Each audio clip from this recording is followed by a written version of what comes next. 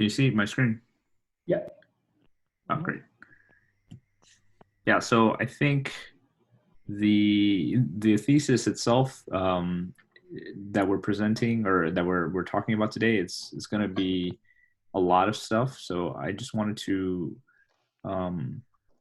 talk about like some things I understood from it, and because there's a lot I don't understand, and especially the more technical parts. I think we can. I have some intuitive explanations of it, so that we can like at least have some guideposts to, on our own we can read it and kind of explore it more.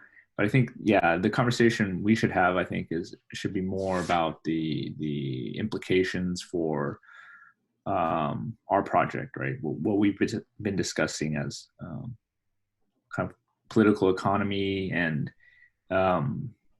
understanding basically how what we've been talking about is the loss of information that happens when we shift from value to prices. So I want to focus on that, or bring this conversation to that topic. But as for what I've prepared, it's mainly just an overview of the concepts in this dissertation, right? This thesis. Okay, so yeah. But just before you go into this, because the first thing that I had a really kind of it's this like the third time I find an author who, or a perspective on the issue of generativity, where you don't link emergent properties to the idea that the whole is bigger than the sum of the parts, but almost like the whole is smaller than the sum of the parts, right? Like you lose something. That guy, I really like, that Terence Deacon guy. He also suggests this, that part of the problem with people trying to explain the emergence of new levels of reality, like, forms out of inorganic matter, life out of non-living stuff, is that people try to understand that whole as being larger than the sum of the parts, and then they ask, where does this excess come from? And then we're trapped. And then he says, but the trick is that you actually get further, like what's pushed through is constraints. It's not like new matter. So the emergence of constraints or reductions, that's the thing that is actually happening. So it is actually a loss. The move from a lower level to a higher level is more a matter of reducing than expanding, right? So matter can move in like a ridiculous amount of ways, but a form can only move in restricted ways. And a living system is even further restricted, or has a new quality of restrictions. So for him, this sort of upper movement is actually a movement of a whole that is smaller than the sum of the parts, not a whole that is bigger than the sum of the parts. And I feel like this thesis really brings that counterintuitive idea also. Like, yeah, you want to talk about generativity as a sort of like intuitively as being connected with nonlinearity and like richer systems, and not with loss of exactness or loss of information, right? Mm-hmm. So it's a similar weird intuition, I think. Yeah, I see what you mean. Yeah.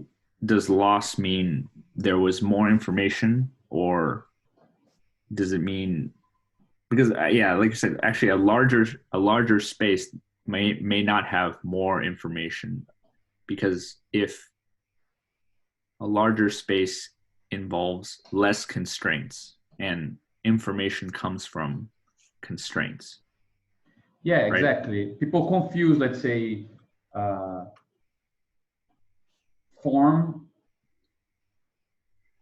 confuse information and just randomness, like, so you actually, let's say you increase the capacity of a motor, by restricting how much the parts can move. A motor where parts have free space to move, it actually has less power.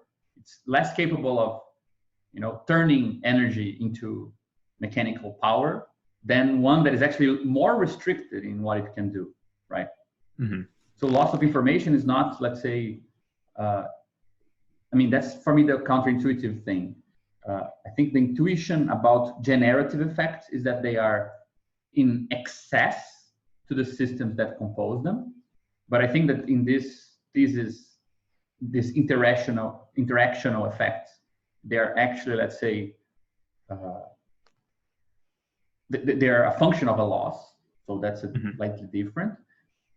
And second, that you get this, it plays on this common topic already, that freedom is not the contrary of constraint, right? On the contrary. Degrees of freedom sometimes are the inverse of actual capacity, right? Yeah, I think this is a good point to make. I think we should read this basic thesis here. It's not about going from some more information to less information, but it's actually about, I think the theme that he introduces, which is related to what you're saying, is obstruction.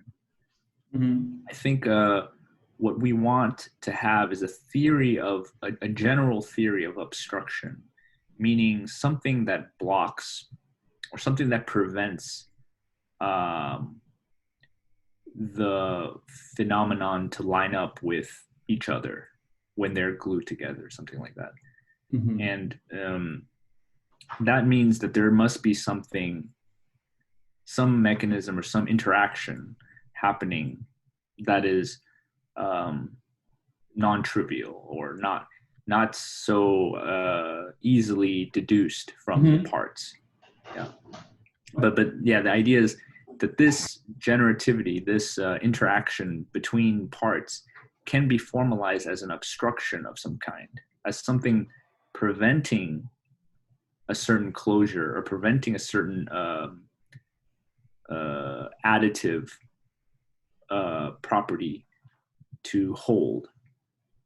That's the key. And this obstruction doesn't necessarily lead to this idea that the original space is bigger or has more information. It just means that the obstruction is real, right? Yeah. Yeah, it all turns on how we interpret the notion of a hole in a space, right? You can think of a hole in a space as like, oh, loss of information, because it's not space. But in another sense, it actually gives you information. Holes are actually a form of information about a space. So yeah, it's whether we go negative or positive on that interpretation, that I think that leads to the different readings of this thesis. Yeah. Already in this first slide here, I wanted to show a simple example of what an interactional effect is. So imagine you have these two graphs here, and I want to get from one green point to the other green point. It's clear that I can't do that when these two graphs are separated, but when I glue the two graphs together along the red, I form this one on the right, and suddenly I'm able to make a path where before I couldn't, right? So imagine that this happened, but all you had were the green points. So the green points would be something like the phenomenon, and the graphs, the white and the red stuff, would be something like the system. That from later on we'll explain what that is. But so the idea is, from a certain perspective, you're getting something that wasn't found in any of the two original systems. and you're only able to see that once you've glued them together. So once you've combined them. So maybe a way to say it is the set of all paths that are possible in system 1 and the set of all paths that are possible in system 2, if you add them together, they don't equal the set of all paths when you glue these two graphs together, right? You actually get a new path that wasn't found in either of the two. So this is kind of the idea, right? Like you have some information here. We call like the information can be called set of paths, right? And you would expect that if I add two things together, if I add the information of A to the information of B, that, you know, that this would be all the information of the, so if this is A and this is B, the information of A plus B should be the same as the set of paths on A and the set of paths on B. But in fact, there's a new path here, which isn't in either of the two. Okay, so this is just a really intuitive thing, right? Okay, so Adam's thesis describes exactly this using this notion of a veil.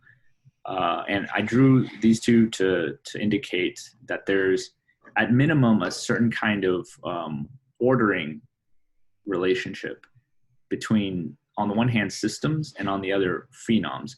So if, again, looking at this example, the phenoms would be the points, these green points. And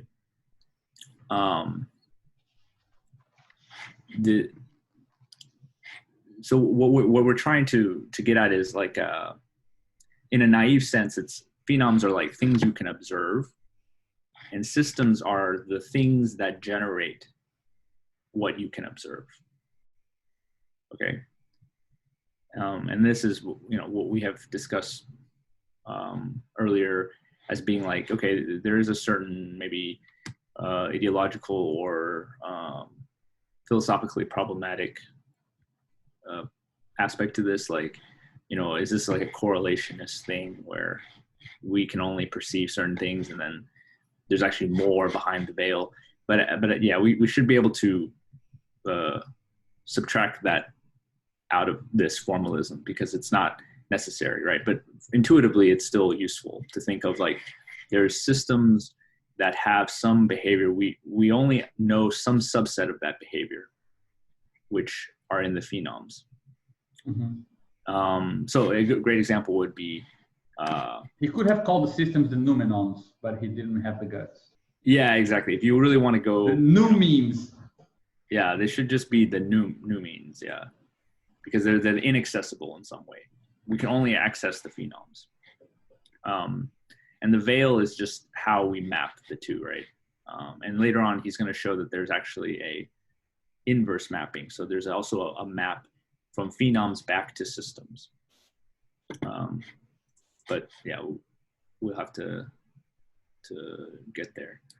So I wrote down a quick example of this. So political economy example. We have M being the capitalist world, S being markets, and R are other subsystems. So everything besides markets. And then we have this thing, which is just like the empty system, right? Just to make this mathematically work out, we have a system at the bottom. And these arrows indicate inclusion. So we're saying with this square here that, or this diamond shape, that S belongs inside of M, R belongs inside of M, and the empty system belongs to both S and R. Which is another way of saying that systems are, let's say, absolutely distinct from the rest, right? Their union is just empty set. Yes, I see what you mean. Yeah, because what they have in common is nothing.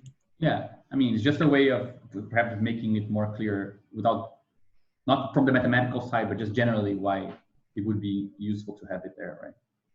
Yeah, great example. Yeah, because we want this empty subsystem is just there to indicate cases where there is an absolute difference between two systems. Yeah. Of course, we could argue about whether markets and other subsystems really have that clear of a distinction. But yeah, for now, let's say S and R can be totally separated. And then let's define a change in M, so a change to the world by M intersect with C, right? We'll say that this is the intersection operator, right? This middle thing. And also let's define two functions called the projections, which take the capitalist world and it projects it onto a subsystem. And we can think of that as saying, like, when something happens in the capitalist world, the projection is how the market, pi of 1, for example, would be how the market reacts to that change or something, whatever happens, right? The market registers that change. Whereas on the right-hand side, pi of 2, it's how other subsystems would recognize that change, right? There's just viewpoints, two different standpoints on. So for example, there's a changing, I don't know, a crisis, and then you can have, for example, in the market, a problem of overproduction that appears as a quantity in the market, right? Of low turnover of commodities. But also you can have like social problems with unemployment happening in something which is not the market, but like a social condition. Exactly, yeah. Like, yeah, think of something like an earthquake. The market will react in one way. Like, let's say the earthquake destroys some supply lines and maybe the price of oil goes up. That's how this pi 1 would act. Whereas, and we also have other subsystems in terms of like the national, political, social life of people affected by the earthquake. That would be the pi of 2. Okay, so given that definition, we can define outcomes in S and R as these sets. So S contains two outcomes, SP and SQ, and R contains two outcomes, R of P and R of Q. And let's let this symbol mean feasibility. So feasibility means if X is true, then it's feasible that Y is feasible, right? So to give it more interpretation, let's say S, the market, a feasibility relation would be something like, if the price of oil goes this high, then it's possible that interest rates will, fall or something like that, right? And then in R, something that's a non-market feasibility. So if this person is elected as president, then this other thing may be possible, right? Mm-hmm. That's what a feasibility would be. So let's say that in the current capitalist world, we have two feasibility relations. S of P, if S of P is there, then R of P is feasible. If S of Q is there or true, R of Q is feasible, right? And then similarly, we have C, which is a change of some kind. And here, it's almost the same, except notice that the RQ is it's R of P on the left, but R of Q here, right? So it's S of P, both S of P and S of Q have the same feasibility of R of Q. So notice that if we follow the pi of 1, the projections, we are effectively taking only the left-hand side of the feasibility. We're only taking this bottom part, sorry. So S of P and S of Q would be the projection onto the market of this relation. And whereas on the right, you know, actually, yeah, S of P and S of Q would also be the projection. Yeah. Right. Because we only care about the market conditions. Right? The market conditions, exactly. Now, this formula is an interactional effect. So the projection on the market of M intersected with C is S of Q only, right? That means we're taking the intersection of M and C first, and that means taking what's in common with both of them. Well, the only thing that's in common with both of them is this one, right? The two right-hand terms. That's the only thing in common. And then if we project that, the pi of 1 means we only care about this part here, right?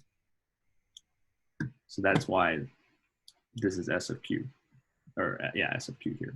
And then here we have the separate terms considered. So we've already determined what that is. Here, pi 1 of M is this one, and pi 1 of C is this one. And if we intersect those two, we get, because they're exactly the same, we get two terms here, SP and SQ. So notice that there's some kind of inequality happening.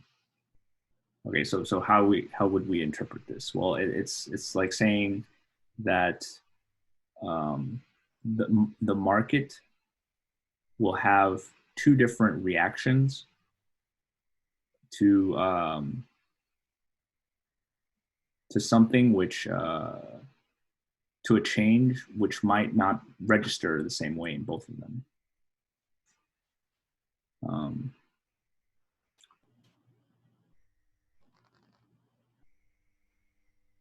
So the way that I understand this is to say that the projection on the market of the change is not the same as the projection of the market plus the projection of the change, right? Which is already a weird, I mean, it's a good definition of the thing where what you actually see is something that's smaller than the sum of the parts, right? Yeah. Like you generate some constraint that you can't really tell where it came from. Yeah, exactly. So yeah, if you think about it, the right-hand side is kind of like, almost like a prediction, you would say, in the market, because let's say we're at M right now, the current capitalist world, and the market has a certain perspective on M. Then the market says, okay, what's going to happen if someone gets elected president? Well, the intuitive way of calculating that is just to say, well, how does the market register that person being elected? And maybe you can run some study or maybe ask like investors or something like that, right? And you would have a certain answer. And then you say, okay, well, whatever the current conditions are, we just need to add this information about this new event, and we will get our answer. We'll know how the market will react to this change. However, when that change actually happens, that's this term here. When that change actually happens, you might get something unexpected. You might get and here it's more constrained, right? The change that happens, you actually get less information here than you did here. But that's because this is a system of feasibility. So maybe something becomes less feasible, whereas it was more feasible before. So it's like a weird kind of perspective error where you, in this case, you assume that change is like an addition to conditions, whereas in effect, what you get is the union of conditions, right? So it's the lowest common point between the change and the world. Yes. Yes. Yeah. That's what this operator is. Kind of the common, yeah, the common point of the change in the world. Yeah. Yeah. I think actually this example, I kind of copied it from atoms in section 2.4. I think this changes. This example is not the best, especially because like we're using market and capitalist world in a very loose way. I think we could revisit this part, and because I think exactly this is what Marx kind of was going for in a way, because he wanted a way to kind of separate out, you could say maybe separate out other subsystems and markets, and kind of show this emergent phenomenon in the form of the worker, right? Because the worker kind of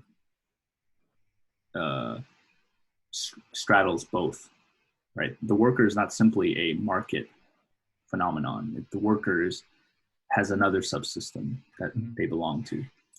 And this is why in that section of the section 2.4 of the paper, Adams calls it a contagion effect, which is a kind of interactional effect.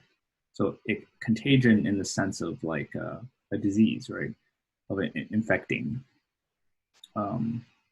things, yeah, in an epidemiological sense. So as I said here, that if C, the change, was confined to the market or to some other subsystem, then this equality would hold, right? And we can kind of see this from the example that the reason that C caused this inequality is because we have something that impacts both SP and S and R, right? But if we had something like, for example, RP and RQ, instead of this one, right? If we had RP, RQ, then this interactional effect would not happen.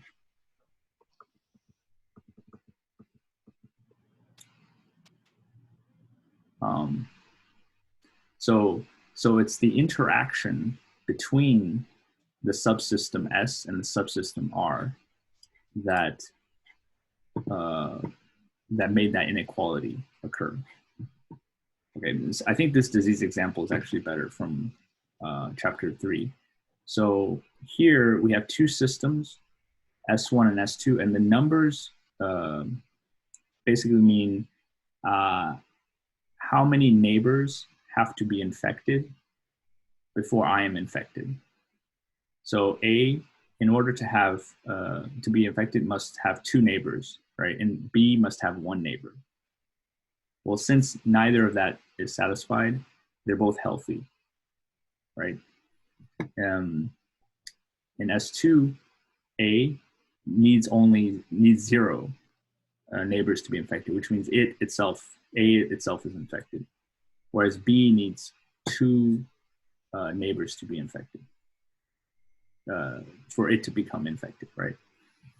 So we can think about the infection as being a sequence of these graphs glued together. So S2 at time 1, let's say, you have one person infected.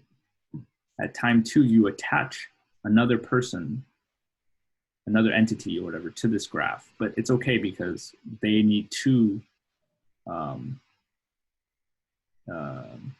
neighbors to be infected for themselves to be infected.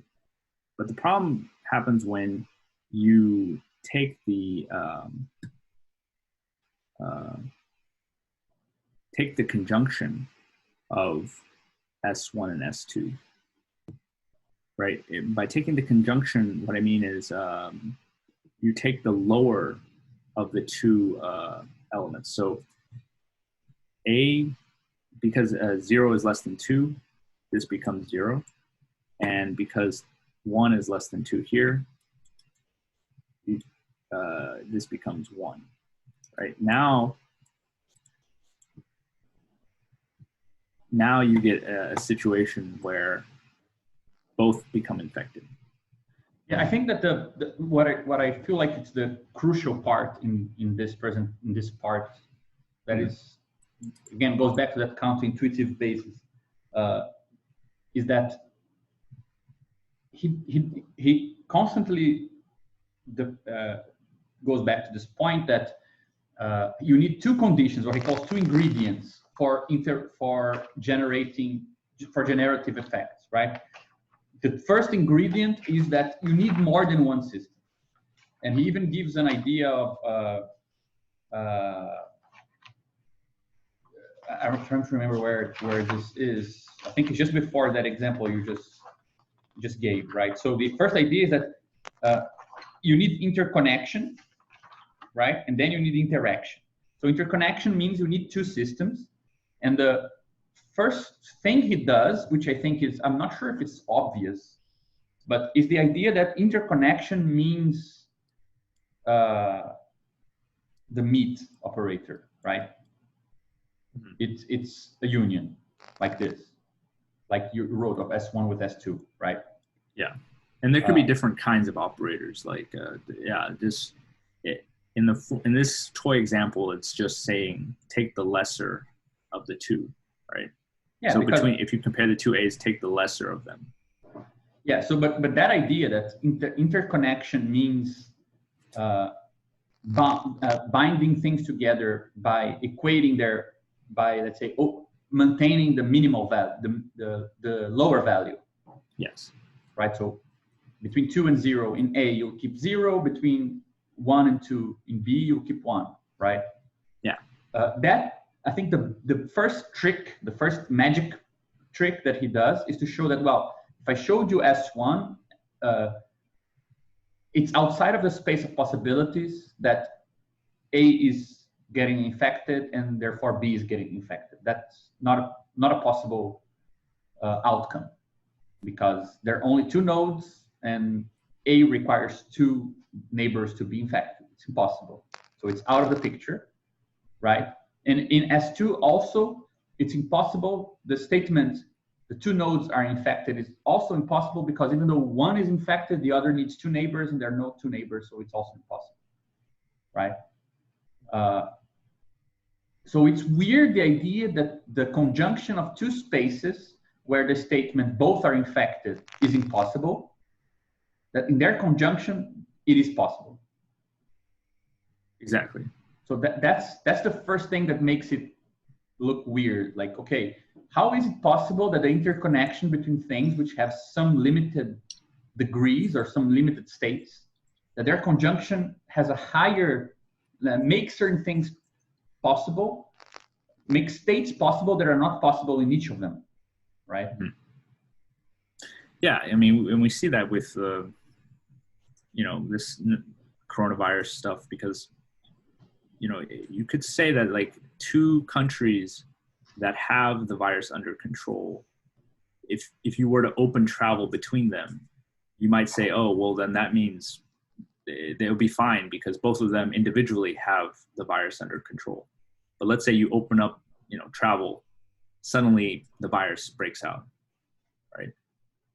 So that would be an example where there was something there in the interaction itself that was not accounted for. Yeah, and so I was trying to take that idea of the disease example, which I think I should have shown first, and I wanted to bring that to the political economy example, because I think that's a nice way of maybe approaching notions of crisis in capitalism, right? Because individual capitals don't have a problem, right? They follow the law of competition and so on, and then they extract profit, and there's actually a increase in technology and productive processes for each individual capital, and in that sense, it is kind of making some progress. It's making some advancement of some kind. But if you combine all these, capitals together, right? You take the totality of them, you get something arises from that interaction that cannot be traced back to the individual capitals alone, right? So this idea, Marx's notion of totality, is exactly this, right? It's to be found in the interaction, not in the parts. So yeah, I think that this disease example shows that. A more pure mathematical example or topological example is this thing from Penrose, right? The Penrose Triangle, where you have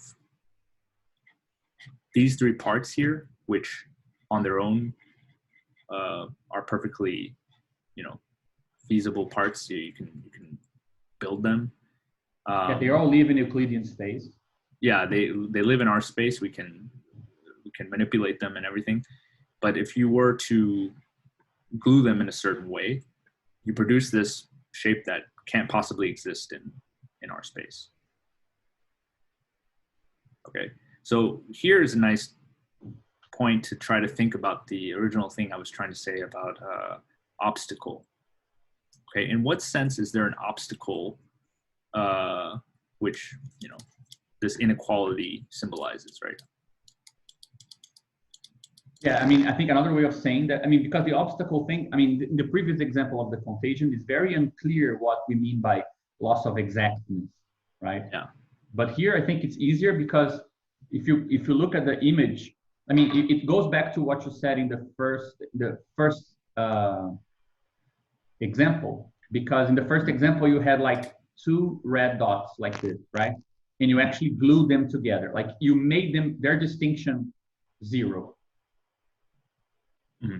Right? So they count as the same. And if they count as the same, this tree and this graph, they are connected, right? Then there's a path. Due to this coarse view, right? Like this less detailed, less distinct view. So that was actually a loss of information, right? This A and B were different, and you treated them as if they were the same. You glued them, right? And here is similar because if you respect these lines and these lines and so on, like the edges and the surface and the edges, they can only glue in an open, like you cannot glue everything. You cannot glue, let's say if you call this A, B, C, D, E, and F, you can only glue some of them. You cannot glue all of them.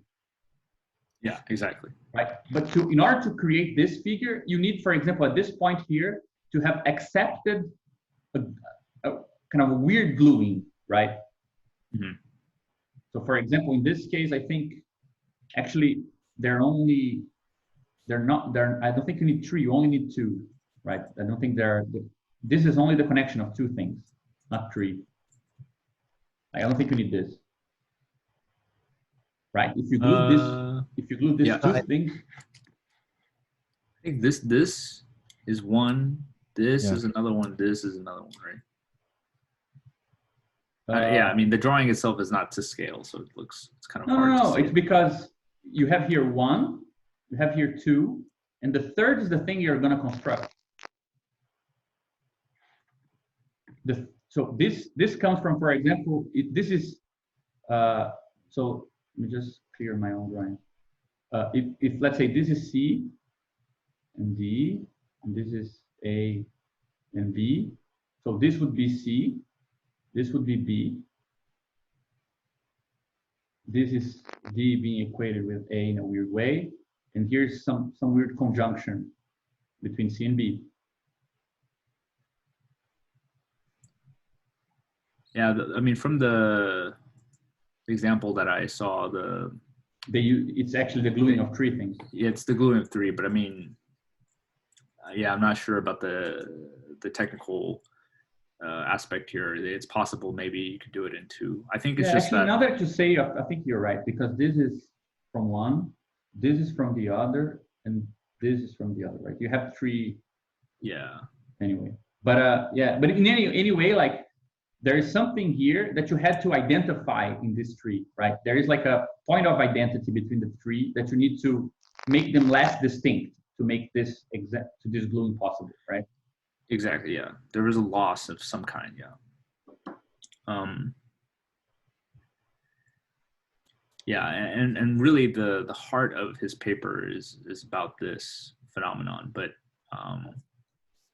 now transposing it onto systems and phenoms, and then the idea that these are something like behaviors, right? So this would be like a behavior of some system. This would be so behavior of individual system.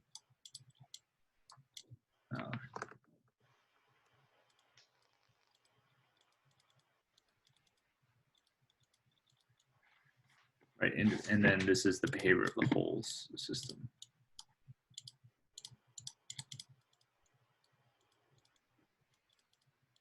Total system. All right, so yeah, you have three different behaviors, you put them together and you get some behavior that doesn't really make sense from the original. And that obstacle is basically this unknown space, this unknown gluing, which can be characterized in a specific sense, in a mathematical sense. We can actually calculate this obstacle or something about this obstacle. We can extract information from it. And actually, in the last meeting, we were talking about film, right? I think Hakel brought up the Eisenstein example of like superimposing shots in a film. And I think that also applies here, right? If you take one shot of a film and another shot of a film and you consider them separately, that's much different from when you superimpose those shots, or you somehow glue those shots together in a sequence. There's ways of doing that which you would derive something that you couldn't find in the individual shots alone. So I think film is also a great yeah, I think the Kuleshov example is perfect. You know the Kuleshov experiment. Oh, which one is that? Man, it's actually worth. It's definitely on YouTube. The one with the faces, right? And the yeah, plate of...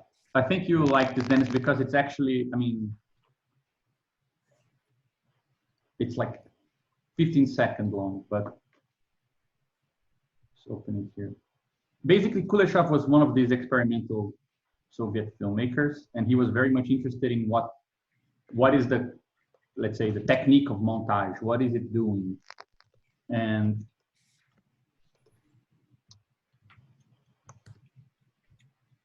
I can share. Yeah, my screen is. Yeah, you can share it. Do you have it, Raquel? No, I was going to say another thing, because I was just preparing something about Eisenstein here, and I have those shots from the lion that is asleep, and he's waking, then he's trying to grab something. If you want, I can show. Yeah, we should talk about those too. There's also a video on, I think it's Hitchcock talking about the Kuleshov effect. Ah, Also. really? Yeah. I wish my internet was like helping, but apparently it's not. It might be because I have like 10,000 tabs open at the same time. I think I found it. I could share it. Sorry, if you could. Let's see here.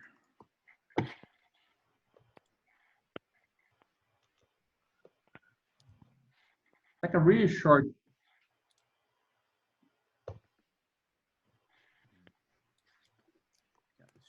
Over here. It has the face of a, yeah. Like this thing, right? Yeah, just look at it. It's, you can see that that's what this guy is weirdly like trying to.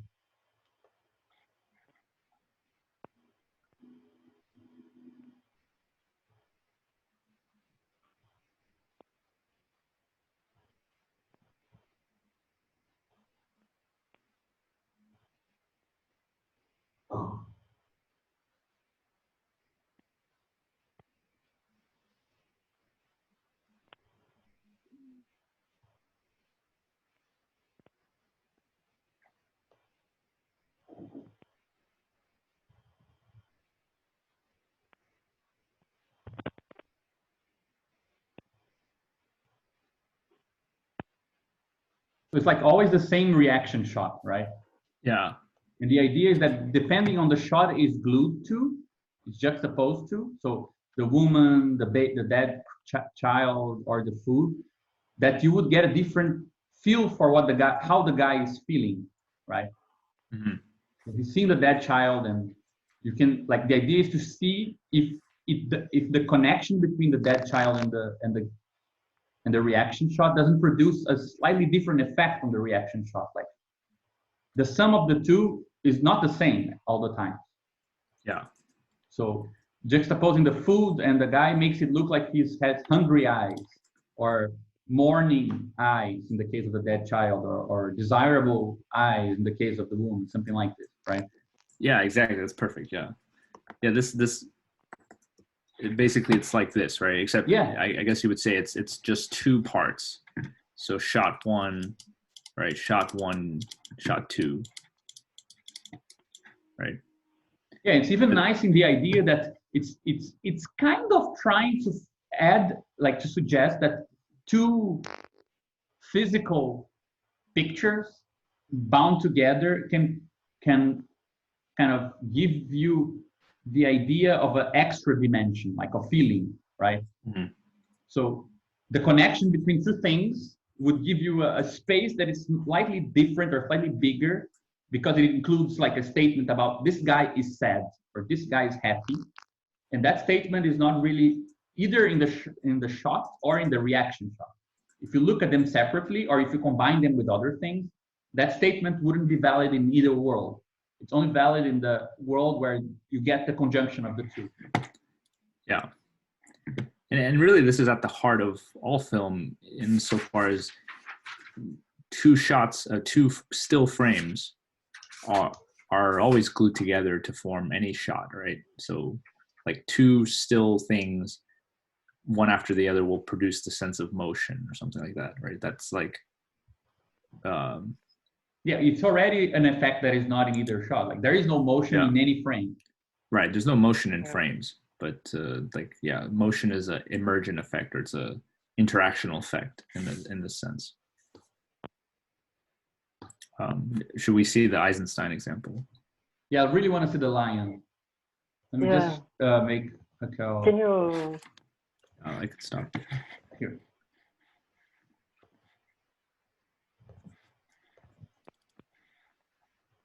Here, I was just doing this because the first line is asleep. The second one, sorry. Okay, sorry. The first one is asleep. The second one is waking, and the third one is like trying to catch something. I don't know. Mm-hmm. And it's even more amazing because there are statues. So absolutely excluded from the pictures that they would be moving, right? Mm-hmm. Yeah, and the thing is that you have the impression that a statue is moving. So it's more than, we know that the frames are static, but now Eisenstein is telling us that a statue is moving. Yes, not just a frame. You know? Yeah, that takes it even further. Yeah, that takes it even further, because it's part of the world of each frame that they cannot move, right? So it's not simply that it's static because it's a photo. Like it's the photo of something impossible to move. Yeah, it's a bit like showing you the trick, like saying like I can even take away the illusion of movement, and that illusion still persists. Or like I can take away the conditions of the illusion, but the effect of movement is still there. Yeah. And I think that's actually, I mean, with Kuleshov, he tries to dismantle the illusion by repeating. So you see the same shot, and then just by putting it next to a different shot, you get a different totality, right? Like, or you get an effect on this total space because the feeling changes, but you get the same image, like 3 times the same reaction shot, exactly the same shot. But it's more from repetition and not from having as the content of the image something which is impossible to move, right? Mm-hmm.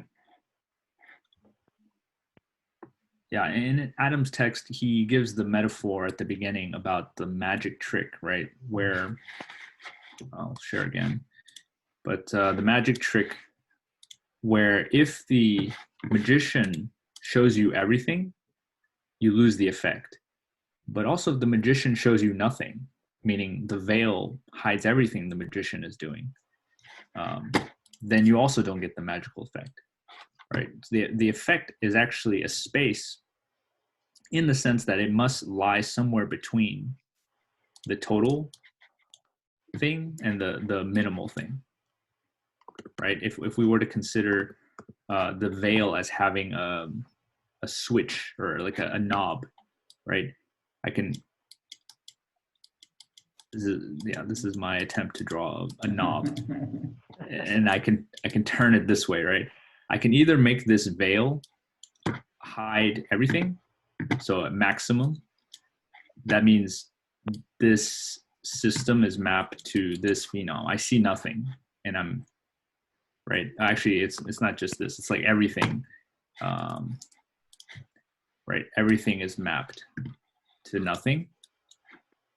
Or I can do it the other way. I can twist it this way, and now nothing is mapped. Sorry, how's it like? I either see the entire trick. Oh yeah, that's right. So I see everything like this. So there's no loss of information. So on the one hand, this bottom green arrow means I lose out all the information, or I show you everything. In both cases, the magic, the interactional effect goes away. This is something that is a bit, I mean, he has two big examples, like, or metaphors, right? The first one is the magic, which I find actually very beautiful, though it's one where he makes a subtle point that is sophisticated, which is the one you just made. Like usually we would just say, Arthur is seeing the magic. If Merlin shows him the full trick, every step, the magic is gone. Yeah. But then he says, yeah, but if he doesn't show anything, like, or if everything is hidden, there is also no magic. That's sophisticated because it shows that there are bounds to this show and hide. It's not like absolute, right? You can tweak it. You can show a bit more, a bit less. So there is a structure to it. I think that's the sophisticated point. The not so sophisticated point is that his first introducing example is about, let's say, systems interacting. So the magician is playing with things and a person looking. So it makes it seem like it's a mental problem. Like if the person is, I mean, it doesn't make it clear that he's not discussing a thesis about perception. Because in the worst case scenario, you could take his theory to be about, you know, the world is fully determined, fully connected, fully determined like a domino kind of sequence. And we, because we have particular views of this, we think new stuff is being produced. But if we could see behind the veil, we would see that it's just purely determined, like a vulgar Spinozism, where if you arrive at a higher level of intelligence or knowledge, you go beyond the veil and you see the reality for what it is, fully determined causal chain, right? So I think that's the worst interpretation of what he's doing, because what he does in other places, for example, the contagion example, other examples, is that the combination of systems and phenoms, they both form a world. So contagion effects or this generative effects, they are not mental effects. They're not, this lost information is not for me. It's intrinsic to the world. Exactly. Like in the same way that prices are not like in my head. They're not like, like I was saying last time, like we shouldn't really treat these things as being for the capitalist or his interpretation or an effect of his personal incapacity to see the whole, right? It's concrete the way that the compression of information is happening. This loss is part of what's going on. It's not our take on what's going on, right? So I think that that example of magic has a bit of this problem, even though it's very nice. And he could, if he just took it a bit further, it wouldn't be called magic. It would be called fetishism. You know, if he just like pushed it a bit more. Yeah, exactly. We could think about fetishism exactly that. Also a knob, and let's say this is max fetishism, and this is no fetishism, right? Or zero, right? And this idea that so zero would be something like we see nothing, right? There's no, let's say the space of value is completely occluded. We have no idea what's happening. Max would be we see everything. We have a complete. This would kind of be close to maybe Paul Cockshot's vision of being able to calculate labor values completely, right? Yeah, we have an input that is the direct production, the direct quantities of production, and computers wouldn't have the bandwidth that we have, so they would be able to kind of chew on that raw data. Exactly. So we could think of this as like the idea of if fetishism is objective versus subjective, then it would disappear just because it disappears at zero and at max. So it's not here and it's not here, but it exists somewhere in this in-between space. The question is whether, that it can be thought objectively, or is that something like a magic trick, right? Can it be thought of as a way of, as a objective space on its own? Yeah, I think that the correct term that he should have chosen is not veil, but real abstraction. Abstraction is the proper name for losing some exactedness or some singularity and kind of putting different things in the same box, right? But in a way that happens in the world and not in a way that happens in your mental space.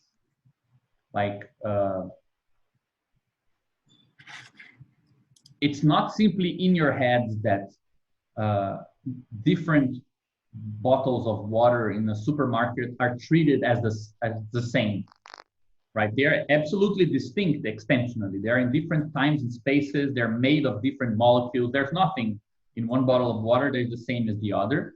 But in a capitalist society, you map both of them into the same price. That mapping of two bottles of water into one price is not happening in your head. That's a social practice that is abstracting from the use. For example, the fact that one bottle is the water is a bit darker. Like it's just a bit, like in Rio, this is happening. It's just not really clear water. And the other is a bit clearer. And that might actually affect your choice. Like, I'm gonna take this bottle. They have the same price, but they're different. But the price system is a phenomenological system which abstracts from that difference. That's not happening in your head. That's literally happening, that's orienting your social practice, right? Yeah, but if, for example, if we said, oh, well, it's information that's being hidden. So what if we were to suddenly print with every bottle of water, we were on the label, let's say there's a manual or something, there's a book that outlines the entire production process, the entire chain of events that happened for this bottle of water to be made. That still wouldn't get rid of the fetishism, right? That still would not remove this effect. I think that's the tricky part, because price, you lose some information with price, but is it possible to recover that information if you were to write it down, let's say?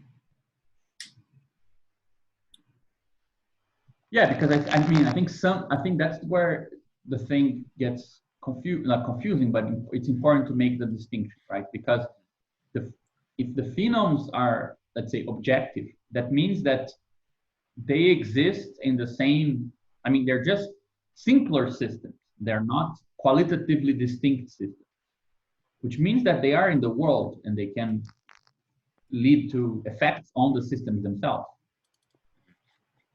right? So, for example, knowing that bottles of water are costing around $1, it will affect how new people produce bottles of water. It's not simply going to affect, my relation to the bottle of water. It's not in my head that I'm conventionally accepting the price, right? So the price is a sort of abstraction from the production process, and the fact the production process is actually working on real bottles and real bottled water that is distinct. Each bottle is different, but that abstraction is actually putting back its form into the production process. And in the production itself, we're treating bottles based on the sort of phenom that they're going to be, right? People are going to treat them as indistinct, so we should produce them indistinctively as well. So it's not a theory of how we as subjects abstract from reality and only see the value of stuff rather than what they really are. But both parts of that equation, right, the actual production and the abstraction from use, they're both in the world. For example, if you wanna tell, like, why are these bottles kind of together in the shelf? You will only understand if you take the veil in consideration. They are together in the shelf because that's the shelf of cheap bottles, together with some very cheap juice as well, rather than in the shelf with wine and some other stuff, right? So you don't need to assume that phenoms are mental and systems are real. You can keep both in the world. I think anything that, any process that deals with abstraction or that deals with mapping many to one, right? In the sense of they're monotonic, as we were talking about, like they still keep some order, but they reduce the difference, which is just a definition of abstraction, right? You want to keep some properties, but forget about others. Like 10 people that cheer for the same soccer team, they're 10 different people, but I can still map them all to like generic supporters of Flamengo. Like you kept an information, they're all cheering for the same team, but you lost some distinction. Like you don't care, one is called Joe, the other is called Peter, or whatever. So I think veiling has a bit of a connotation of inferiority or error, in the sense of this obstruction is for a viewer, whereas abstraction loses that, right? Any process that treats things abstractly can be said to be a veil. Perhaps not all processes that deal with abstractions, but that's sort of practical abstraction, right? Because magic is kind of like that. You need to position the audience from a certain perspective, right? Or if, for example, if you want to do the Penrose Triangle in reality, and there are many examples of people who do it, right? They take little pieces of wood, and they know that if the other stays in an exact position, you will see the Penrose Triangle. If they move position, they no longer see it. It's no longer there. Mm-hmm. So that's a practical abstraction. Like it's not a function of the person, it's a function of the perspective. If anyone goes into that perspective, you will see the triangle. If you move out of the perspective, you don't see it anymore. So it's not about your head. Sure, it requires some specific optical conditions to be perceived, but they're not specific to the Penrose Triangle, right? You don't need to have like a mental problem. The actual quality, let's say the actual abstracting is going on by combining positions of the woods, of the pieces of wood with the place from which you're seeing. That's the apparatus of abstraction, not the viewer, right? Yeah, because I mean, you could just as well take a picture from that spot and you would see it. Which is how you get these things online. Yeah.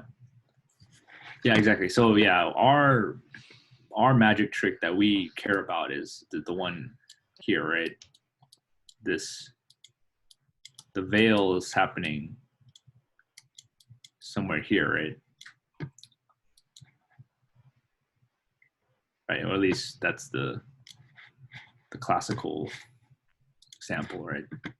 That's a nice, Veil. yeah, that's a nice way of thinking about it. Yeah. Right. So then the question is, from what standpoint do we see this? You know, The magic happening, right?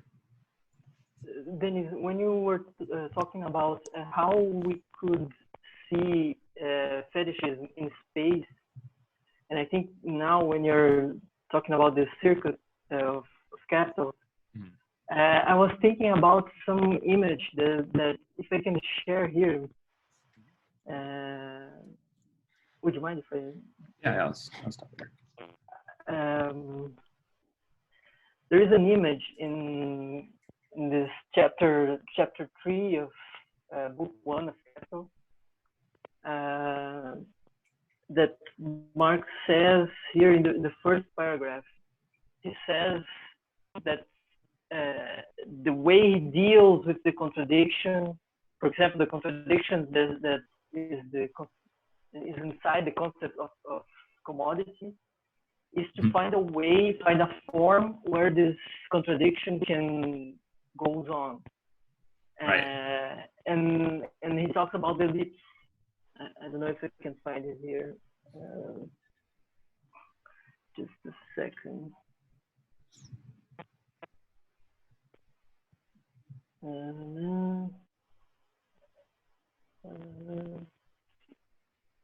I had it here in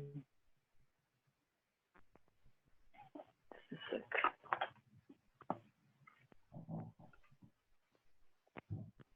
You mean that passage when he says about the general form of the resolution of contradiction? Yeah. I think if you search the word method, it will appear. I think he uses the word method there. Method.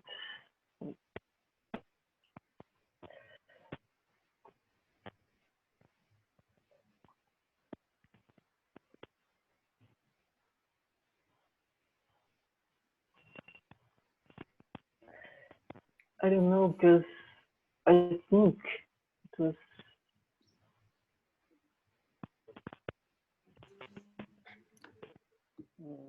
Sorry, I think I lost it. Yeah, I was thinking while we're looking for this, isn't contradiction a good name for this obstacle also, like this thing of the veil and losing information? I wonder if there's some connection there we could draw. But yeah. Yeah, I agree that there might be like a way to yeah, but I remember the quote that you're talking about. No, but it's here. The first paragraph. I was. It's here in my face. oh, this first one, okay. Yeah, we saw in a former chapter that the exchange of commodities implies the contradictory and mutually exclusive condition. The differentiation of commodities into commodities and money does not sweep away these inconsistencies, but develops a modus vivendi, a form in which they can exist side by side. This is generally the way in which real contradictions are reconciled. For instance, it is a contradiction to depict one body as constantly falling towards another, and at the same time constantly flying away from it. The ellipse is a form of motion which, while allowing this contradiction to go on, at the same time reconciles it. So I was just thinking that ellipse is a form in space that can help us think fetishism, I think. Yeah, because in an ellipse, you have this, well, yeah, in motion in general, right? It's like motion being kind of a paradox from whether you're moving away or from something depends on, at least you have to take some slices of that motion, right? But with the ellipse, you can take certain slices of the motion and it looks like you're falling towards an object, right? I think that's what this is saying, right? Yeah. And it's also, you have to also report that you cannot solve it, but you can find a way that they can goes on. It can goes on. Yes, Mm-hmm. yeah. Without resolving, without solving. I don't know. Yeah, Okay. that would be Way too like, far. yeah, if we could take this notion of interaction and come up with a dialectical, like the mathematics to go along with the dialectics, the dialectical process, right? Of some inconsistency in the inequality of behaviors when two systems are put together, that creates the inequality. But then this inequality itself, when that takes a form, when that takes has an existence of its own, that's when you get this effect, I think. Right. Yeah, I think the first two statements are very, very clear, right? In chapter 1 and 2, Marx showed that use and exchange value of a commodity are actually, let's say, two systems: the system of concrete labor and the system of abstract labor, the system of quality and the system of quantity, and there is incompatibility between the two. Like the things you say of one are totally different from the things you say of the other, right? They're mutually exclusive conditions. But then that distinction between use and exchange is kind of both preserved and transformed in the way that you distinguish between commodities and money. Commodities that are exchanges moving towards use, you buy them to consume, and a commodity that now functions as just the means of exchange between others. Its use is exchange, right? So something which was like incompatible becomes two sides, becomes more intrinsically connected. And that contradiction is expressed in the form rather than be hidden below, right? Mm-hmm. So the differentiation of commodities into commodity and money doesn't sweep away the difference between use and exchange, but develops a form which they can exist side by side, right? Mm-hmm. And I think the same happens in the circuit of capital, because the contradictions that are inside the process of production appears in competition, for example. It's the same structure, I think, the same method. Mm-hmm. You have a contradiction, you find a form like an ellipse to develop this contradiction. Yeah, I think it's nice to think about orbits as generative effects, because you have two systems, one, let's say a smaller planet and a larger planet, or something like this, and then the addition of one to the other should suggest that one either falls, like the smaller falls into the larger, right? But the system made of those two systems, their actual interaction is an orbit. It's not just a falling. So that orbit is kind of generative. It's not contained in the you cannot find the orbit by looking simply at the two systems separately and imagining their impossible conjunction, which would be like a collision. But what you actually get is this sort of path, right? It's an orbit. Yeah. I think the question is whether the notion of impossibility here is like maybe too strong, because it's like it's more like different scales, and depending on like from the scale of one system, when you're just looking at one system and looking at another system, it seems impossible, but then their conjunction clearly shows that it's not, right? So yeah, I wonder if the question is whether this contradiction or this impossibility disappears. So Hakel was saying it continues, the contradiction continues, or it persists in the ellipse. But from a certain perspective, I mean, it's just also not, it's no longer a contradiction. It's just you would just need another formalism to describe that. You need the theory of gravitation to describe that motion now, right? So it's like yeah, but yeah, that goes into whether dialectics is like a relative thing or maybe something that happens. But I think that's a good idea, because I mean, the definition that that Adam gives of interaction is that V operator, right? Which is basically the merging of rules, right? So it's looking for the sort of space where the rules of two systems have been mapped onto each other, and you take the least value of both, right? And that space is distinct from the space of the rules of each of them.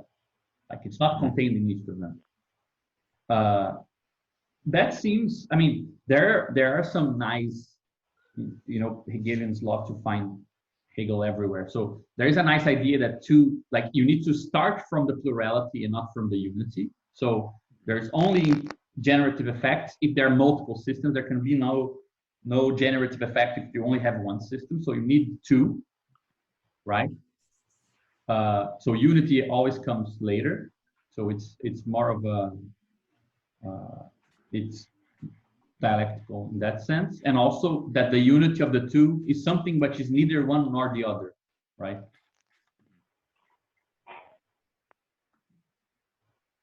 Yeah, a really good point. I mean, I think we have to develop this more.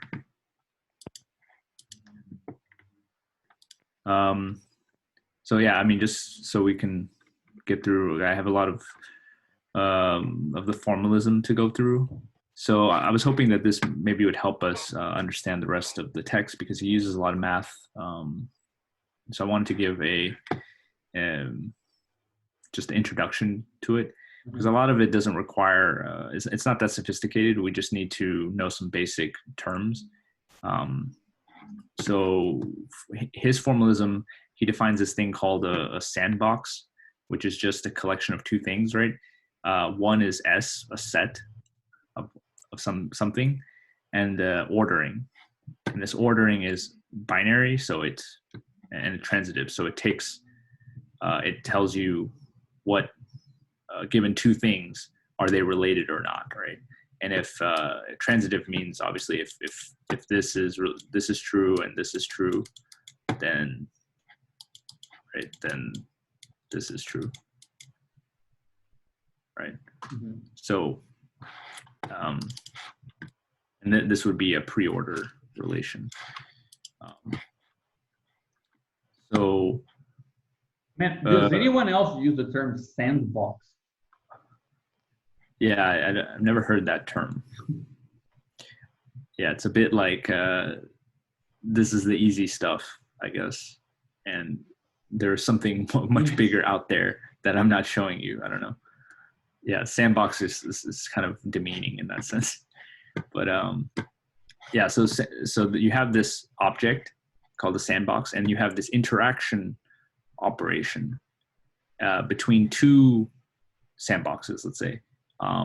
So it takes two elements of it takes two elements of your sandbox, and it produces a new element, right? So let's say if S contains A, B, C, right? Then this V operator says A, V, B produces C, let's say.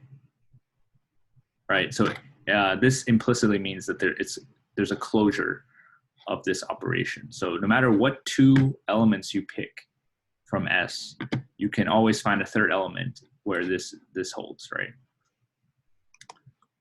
And that's called interaction.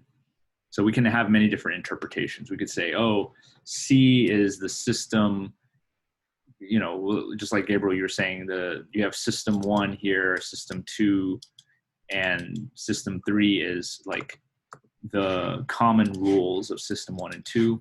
Or you can say that it's kind of the adding of the rules. It could be additive or subtractive in a way, right?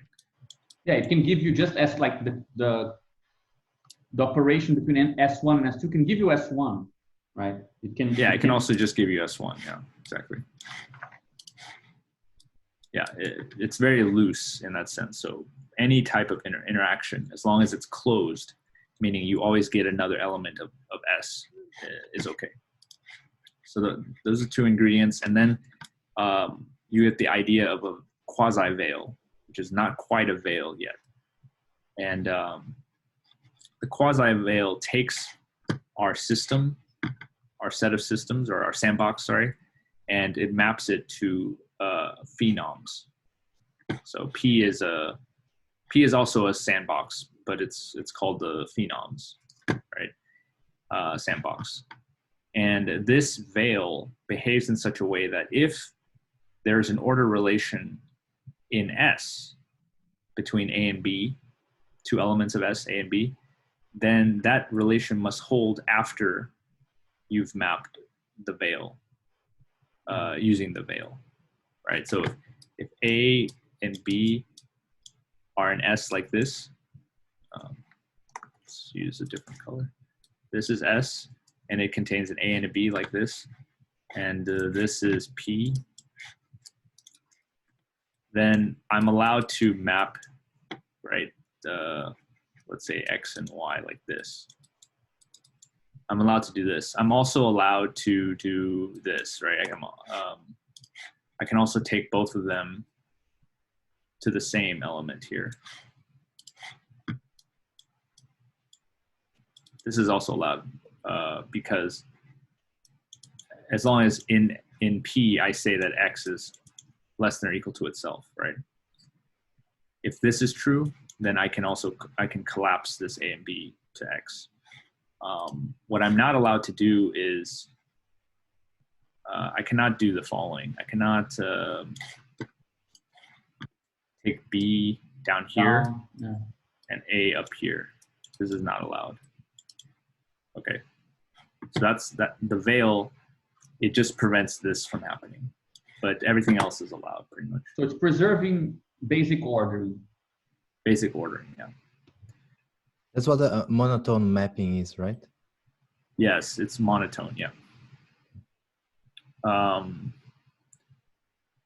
Exactly, yeah. Okay, so this is already, you know, a very basic idea of a veil. And then the interactional effect occurs when the mapping of the interaction is not equal to the interaction of the mapping, let's say. I think that's the basic statement of the whole thing, right? Yeah. The mapping of the interaction is not equal to the interaction of the mapping.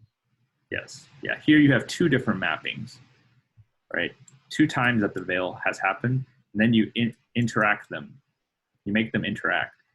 This time you've interacted first. You've interacted inside of your sandbox. Then you mapped.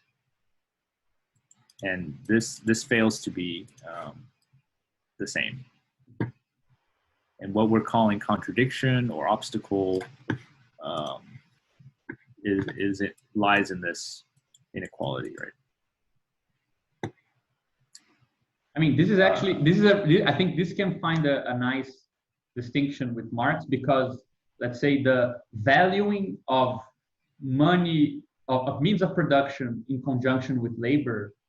So the buying of means of production and labor is different from the buying of means of production, separate from the buying of labor, right? If you buy just B, so let's say right? So A is like means of production, and this is labor, right? And this is kind of capital, right? If you just buy constant capital or buy labor, but they're different, right? They're separate, they're kept separate. No surplus can be produced. It can only be produced if you if you buy the two together. Yeah, it's almost like the factory is, like here, the factory, right? I mean, this is a good way of thinking about surplus value. Like how can there be the generation of value out of the interaction between labor and means of production? The value of labor plus the value of means of production still is not, this doesn't produce surplus. So if you take the value of constant capital plus the value of variable capital, this just gives you an equality, right? Of what you invested. But the combined, the value of the combination of the two, this can actually produce surplus here, right? So there can be something here that is not here. Yeah, and the capitalist will say, well, this missing piece is actually the risk that I took to bring them together. Also, maybe the ingenuity of creating a production process, right? So there's some way of explaining away the difference as being an added value, right? If this is not true, then the capitalist will say, well, I can add a third thing, which is my contribution, right? Yeah. Let's say the capitalist contribution. Suddenly, this becomes equal to this. Right? If let's say it was mapped to a price. Yeah, that's literally the price of production. To add the profit rate as this third thing. Yeah. Then there is nothing generated. It's just returned, right? Yeah. And this is always done after the fact, right? So it's just like something you do to make the contradiction go away. Yeah, because this is cost of production plus average profit rate. This would be equal to the mass produced, the value of what's produced, like in a certain total right? Total capital or the total revenue or whatever. Yeah. So I think that this little equation is I mean, he returns to it times and times again to show how relevant it is, right? This idea that the mapping of the conjunction is not the same as the conjunction between the two separate mappings, right? Yeah, throughout the text, he uses this symbol, this symbol, right? And different combinations of these things, right? But they're all different forms of interaction. It doesn't really matter what symbol he uses, but the idea is that the consistency is broken, right? Between the left side and the right side. Yeah. And I mean, it does give credence that, Marx would at least reference, you can argue if it's like as a logic or as a metaphor, but he uses the essence and appearance part of the science of logic all the time, because this is pretty much, we could distinguish perhaps the two sides in this way, right? The systems as the essence and the phenomena as the appearance.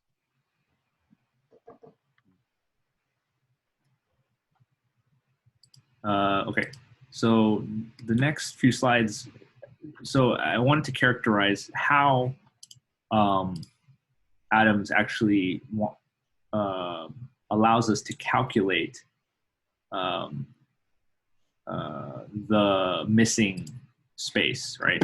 So I said here that the capitalist would say, hey, I added my portion of value here, right? This is my contribution. This is what makes this not a paradox or whatever, not a contradiction, because I added something here. So this actually, we shouldn't just throw this away or say that this is an ideological thing. This third term, this additional term, is actually what Adam tries to calculate. He says that, okay, if interactional effects are produced by this inequality, then we should be able to recover them by finding the space such that if I were to add that to this one, I could restore the equality again. So it's kind of the inverse movement, right? We lost information, but the way in which we lose that information can tell us about what was lost, right? And maybe we can think of it as experiments that we can conduct on the phenoms, right? We can conduct certain experiments such that we can prove that the space was added, the space that we need to add has certain properties. So we're trying to investigate this third thing here, and this is why there's this linear algebra stuff, because in the end, linear algebra is an actual tool we can use to find concrete, find out concrete things about the space, right? When you pair this with algebraic topology and other fields of math. So just a quick review. And also, I didn't have time to do this, but I know that,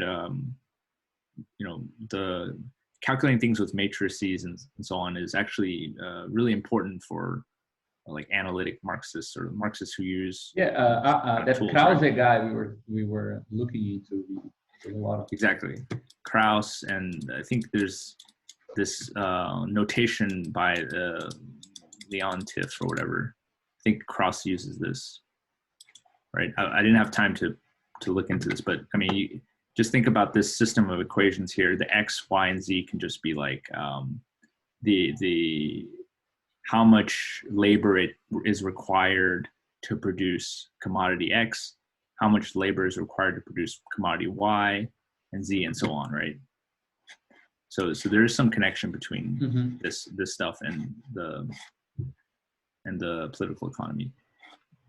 So here we have a system of equations, and we have set them to 0. So if you remember from math, there's a way that we can figure out the values of X, Y, and Z as long as the number of equations that we have is equivalent to the number of variables, of free variables we have, right? So because there's 3 equations here and there's 3 variables, we can do some stuff to figure out the solution. And this can be written very neatly in this format, where the coefficients of the equations can be written in rows or columns of vectors, and then the unknowns, what you're trying to discover, right, X, Y, and Z, can be written this way, and then the 0 comes from the equations themselves. And when we have something of this form, we call it a linear homogeneous system, right? It's homogeneous because it's equal to 0. Right. There are non-homogeneous systems where this can be like equal to 5 or something. But in the case of homogeneous systems, you have something really easy to calculate, right? Non-homogeneous systems are a little more difficult. Sometimes they don't have a solution.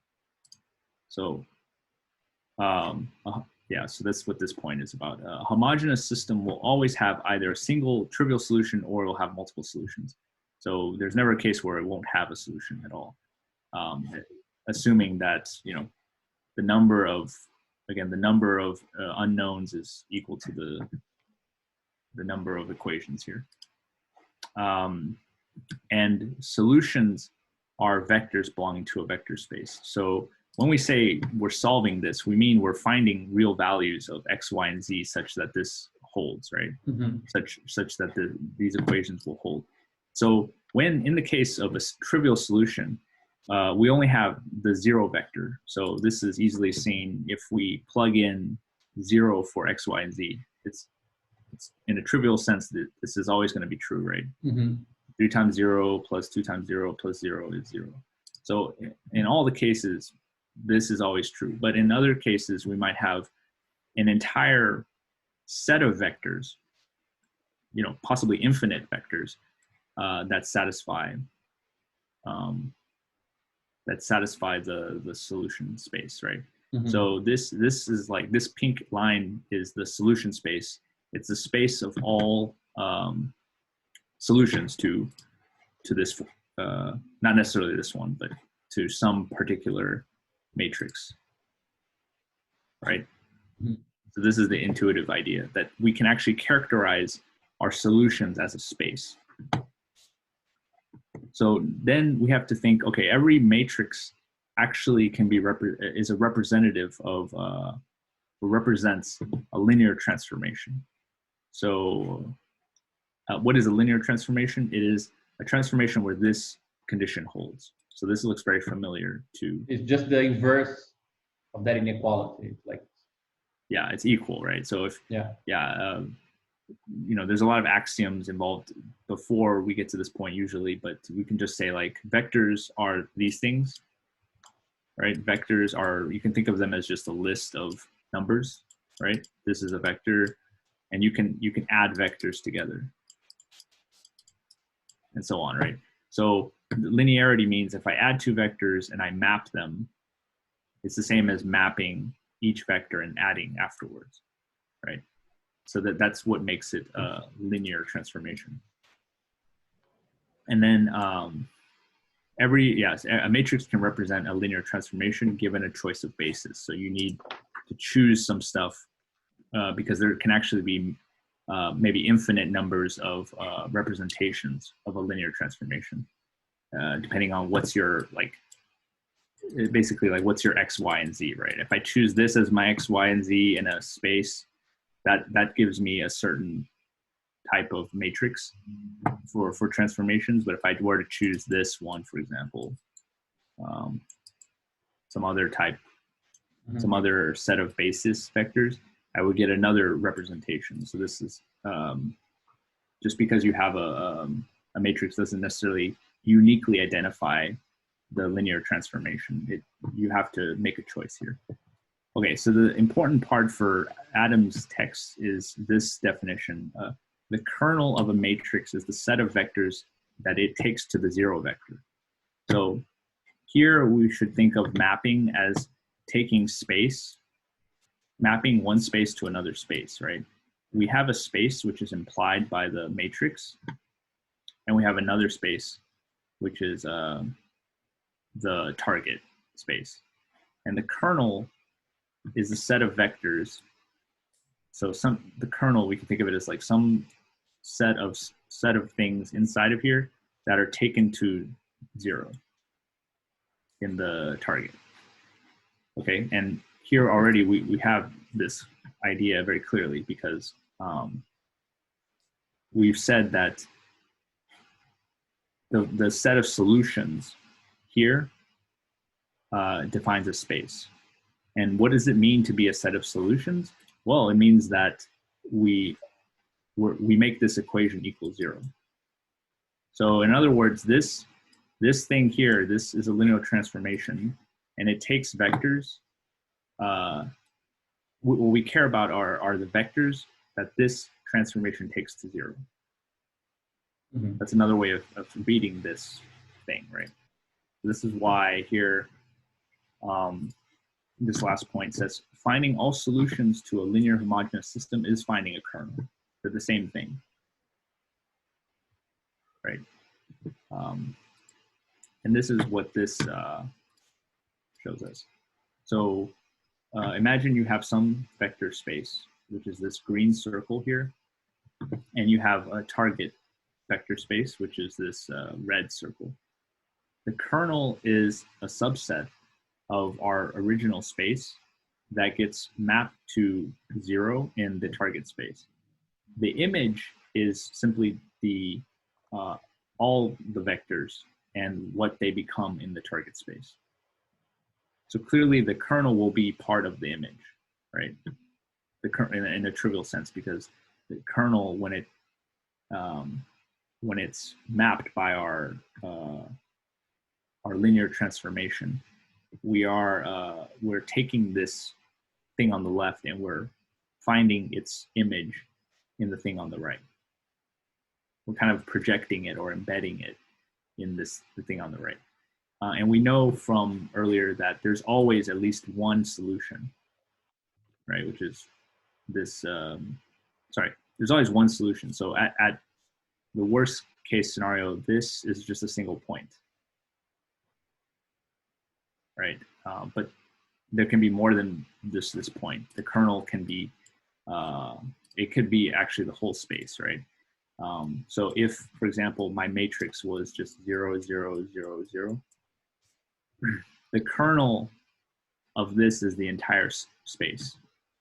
If I have a two-dimensional space here, no matter what happens, no matter what vectors I have defined on this space, this will give me the 0 vector. So in that case, this kernel is everything. Mm-hmm. This white circle coincides with the green circle. And then there are cases where there's only one solution, so they coincide with a single point. So that's what this, so the kernel of F is a subspace of V. And then we can use this kind of categorical language, but it's also just an algebraic language to show that the kernel of F, which is our linear transformation, when you map it to V by this map P, that's the same as just identifying it inside of the green circle. So imagine this circle, and then this is the space here.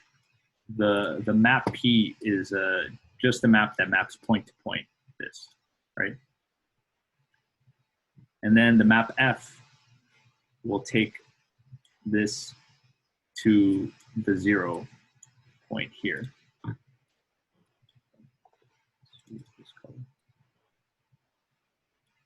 Okay. Mm-hmm.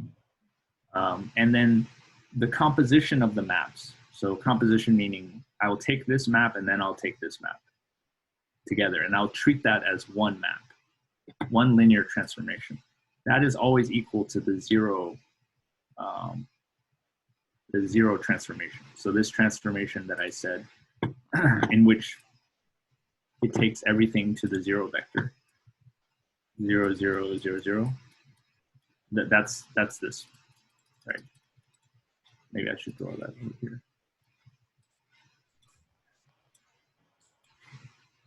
Obviously, this is for a two-dimensional case because there's 2 rows.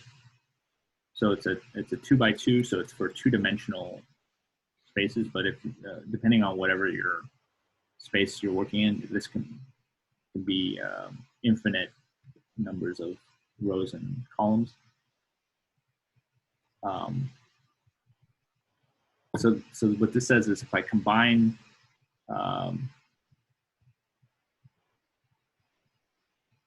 if I were to combine the kernel with some vector, I would get the 0 map. Okay, that's just a fancy way of saying the same thing, which is that the kernel goes to 0 here. Okay. Now, Adam uses this fact to characterize it one particular interactional effect, which is that the kernel of A concatenated with B is not the same as the kernel of A concatenated with the kernel of B. And concatenation here is just simply putting the numbers together. So if A is a matrix, a linear transformation of this kind, and B is this kind, we can combine them in this way. So 1, 2, 3, 4 is over here, and 1, 0, 0, 1 is over here. And the kernel, being the set of solution vectors to each one, is not the same after you've concatenated. Before and after, let's say. So, so this inequality. But that means basically that solving for A and solving for B is not the same, and then concatenating the result is not the same as solving for the concatenation of both. Exactly. Exactly. Yes, because kernel, we can read kernel is just solving for A. Yeah. So kernel of A means solve for A, kernel for B, solve for B. Concatenate those solutions together. So just put them all into one list of solutions. That's not the same as combining those two spaces and then solving for that combined space. Okay. So this is, and this is where we have a connection with, let's say, algebraic topology, because there's this notion of inexact sequences, exact and inexact sequences, which can't go into today. I can kind of give a sketch of it. But when you have an inexact sequence, you can make it exact again. So inexact meaning you lost some information, right? Something happened when you concatenated so as to make this inequality happen, right? And just like I said before with the capitalist saying, oh, well, let's just add my contribution to make everything work. The same can be said for spaces, that you can add some space for a given transformation. We don't know what it is yet, such that this equality is restored, right? So no, the interaction goes away, let's say. So we can say interaction or interactional effect disappears. But it didn't actually disappear. The interactional effect actually is here. This is the effect. So it's not, okay, so this is not the same as saying, this is not, let's say, reconstructing this information. I think this is connected with what we call derived functors, right? Mm-hmm. Yes. Reconstructing the exact sequence is not the same as undoing the veil, in the sense that you don't necessarily go back to the original thing. You actually, let's say, give body to the excessive, to the generated effect, right? Yeah, you give body to the effect. Yeah. So actually, you would have, like, say, 3 times here, right? The time of, or 3 moments where you have the S sandbox being mapped onto P, so just like this, right? And then you get this third thing, which from P you reconstruct this S plus the generative effect, mm-hmm. as a coded object, not simply as an excess, right? Mm-hmm. But this does not imply that this is a return to S. Exactly. Yeah. It's not that this space we added could be found in the left-hand side. Yeah, it was not hidden there, right? Yeah, it was never hidden there. It's although, yeah, in a certain interpretation of some of his examples, you could say that it's kind of a axiom of choice, maybe like choosing certain things on the left and combining them together in a new way. Yeah, because this thing here seems to be actually hidden between this and this. Yeah. Right? I mean, if they interact in a way that gives you P, and you can, let's say, it's a condition, or it's constrained by S, because it depends on the things being interacting in the systems, and it depends on the veil, that you might be able to reconstruct this as this object here. Mm-hmm. Yeah, I mean, just because it gives two very different interpretations, right? Your one thing is to say no surplus was really produced by the conjunction of means of production and labor. It's just the appearance that they were produced. And if we reconstruct the price, the actual prices, you will see that the profit rate was always there, and that's where it came from.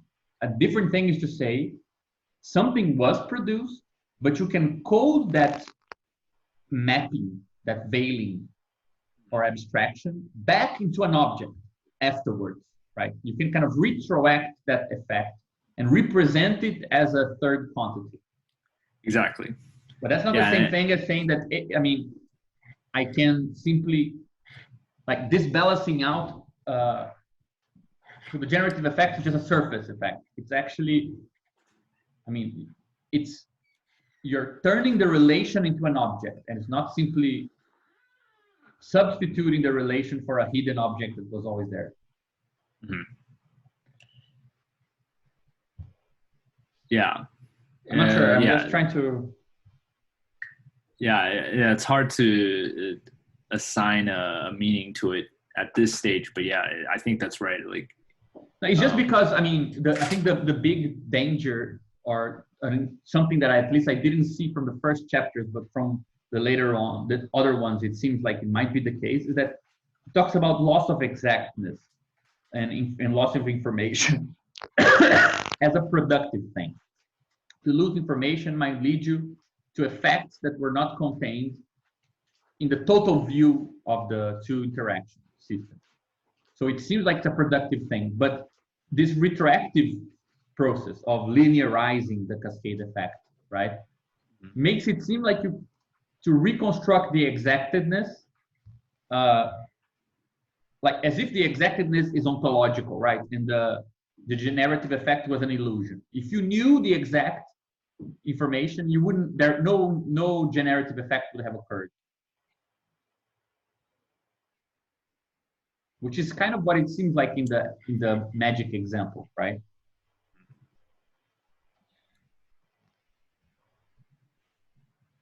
Yeah, I guess it's like losing the loss, right? The loss itself was lost because the first loss happens with the interactional effect, with the inequality, right, of the mapping and so on. But then you can lose that loss, but you can restore it in a way by adding this third term. But the third term was never found in the previous. Yeah, it's a new thing. Yeah, and then that's really, so actually this next slide maybe can give us more clarity on what this object is, this third object. So Adam says that it connects behavior of a system to the behavior of its subsystems. So he outlines 3 problems that this object would be useful for. So the first problem is the forward type. So if we wanted to update the phenoms of the conjunction of 2 systems from knowing the individual ones. So if we have some information about this one and this one, we want to calculate this one. Right? Or let's say if we know 1 and 2 here, we want to calculate 3. So we can do that because if we know this, obviously this green one, right? This C object. The inverse problem is, what do we want to add to S to create or maintain a certain effect? So in this case, we have an effect that we want. So we know C, 1, and we know, let's say we know this one here. We know this one, S2, the phenom of S2. Now we want to figure out what do we add to S2 to make this effect happen, right? So we want to maintain or produce a certain effect, knowing what the effect is, and then the divide and conquer problem, which is I want to solve a very complicated problem that is occurring in the S1 and S2 space, the conjunction of those 2 spaces, but it's too complicated to figure out. So I'm going to just solve it for this one and this one, and then since I know this third space, the effect space, I can have an easier time solving that problem. It's funny because this is at the very limit of that whole idea of, especially with the divide and conquer problem, because it's very in the limit of the idea that, you know, there is some degree of information in a system that is a function of its integration and not a function of its parts, so that if you divide the system back into its parts, you lose that added information. Mm-hmm. Right? Which I'm like in the integrated information thing, this partitioning is very relevant to define the actual complexity of the system. Polito uses this as well to talk about why connectedness is it's a very good measure for integrated complexity, right? You want to also, there is a way of probing into these things where you want to see how much information you lose when you divide a system into its parts.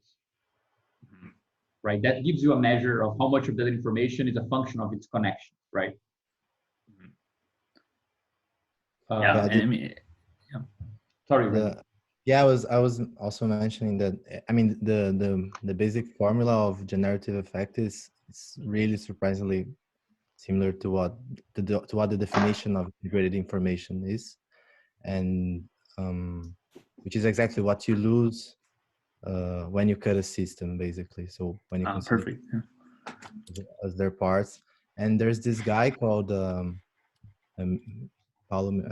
Mediano, in which he has this nice article called Beyond Integrated Information, in which there's this nice formula in where is it? Just a second. Let me also make you a co-host here, so if you want to share.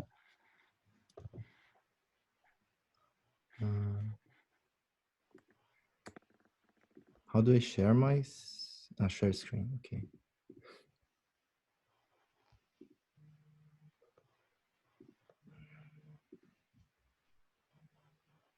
Can you see it? Yeah. So he basically, so he has like a certain description of a system, which is like, it has like, say, x1 and x2. It's, so the full system would be something like when you consider it as a full thing, right? Yes. Uh-huh. And wait, so I'm not sure if, yeah. And then he breaks down, he decomposes this using this theorem of partial information decomposition. You can basically do that for any system using information theory. And then you get one term, which is like the redundant information, which both x1 and x2 have and they share. And one term that's called unique information, which pertains only to x1. Another term for the other part. And then you get a synergistic term, which is the kind of, you cannot reduce to any of the parts. And it's really similar, right? It's exactly the synergistic term there looks like the third term in what Dennis was showing. Yeah, that's what I was thinking. And then he goes on to describe this kind of space. You get like a system and you start cutting, and you start like getting these atoms of irreducibility, and you kind of start to describe the structure that you have of this full whole based on what you lose depending on how the kind of local cut you do, right? So you start to infer the structure that wouldn't be available if you just observed passively the full system. So it's beyond integrated information, because he's trying to come up with a linear description of the information that is synergistic to the system, right? So he doesn't want to reduce it to the parts, but he wants to treat the additional information as a part. No, it's beyond, because a lot of emphasis has been given to just like this number integrated information, which would be phi, and he's just like which would be just the amount of loss as you lose. But he says you have lots of things that you have to characterize. There's not one single number that can characterize integrated information. You have to actually investigate all partitions. So if you want to get a good description of synergistic effects, you have to look at all partitions of it, So all ways of cutting the system, you can't lose as just one way to cut. So you have to cut it in all ways and see the way you, like every time what you lose, and then you get a bigger description of the system, which is, I mean, the integrated information theory already does that. It's more a rhetorical thing, I think. Yeah, but it seems like these ways of cutting the system, they are like ways of investigating the space. And there's like this partition introduced on the space of, or the equivalence classes of types of information. So you have the redundant, the unique, and the synergistic. And then it's kind of like categorizing what falls under which type of information. But I think, yeah, this is exactly also how we can understand the move to spaces, right? Because spaces are a natural metaphor for like partitioning and slicing up a lot of information. Yeah, so but I think that this language here actually is very useful, because one thing is to say that to reconstruct the separate maps, right? So that the equation is no longer an inequality, is the additional term you're adding, let's say the synergistic term, right? Meaning its quality is to incorporate the surplus, right? As a term rather than as a relation, which was just, let's say, coded into the inequality, but not coded as an object, right? Or is it, let's say, restituting the parts so that the generative effect disappears? I think those are different. Let's say in the Merlin example, I mean, I actually got very confused when he chose the domino example as well, because it has the same effect. He says, I'm going to tell you about the two ingredients for generative effect. And then he says, to understand the two ingredients, let's think about a domino system, and let's change it in two ways, right? Imagine that the dominoes are really close, like they have some distance between them, each system.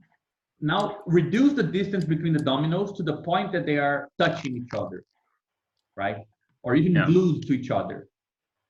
So that when I move one, the three move together, but not because one made the other move, but because they are the same object, right?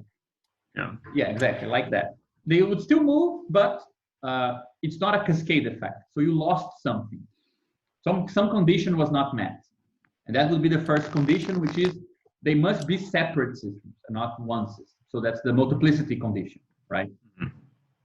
And then the second one, which is the weird one, is that now imagine that you're seeing them fall, separate systems are cascading, but somebody's hiding from you that there is a machinery behind it. And they're all glued to the machine that emulates the cascade. So they're like a toy at Disneyland, you know, like you want the children to see the dominoes falling, but you want to be able to put them back into place for the next second very, very quickly.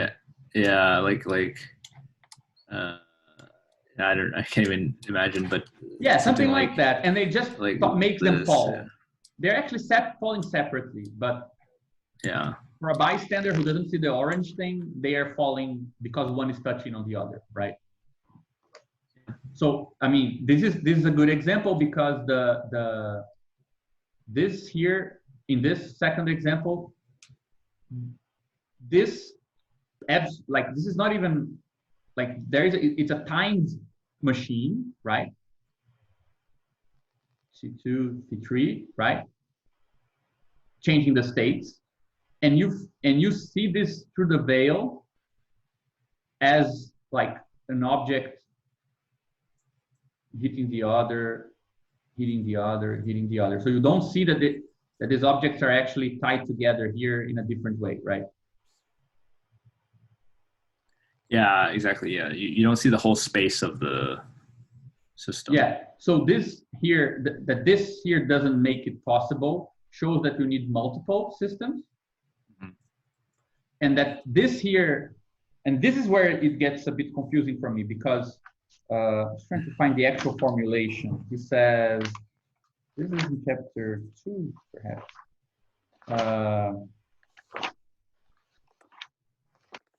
I think it's the beginning of chapter 3. He says, yeah, conceive this mechanical device, so on. It's a time mechanical device.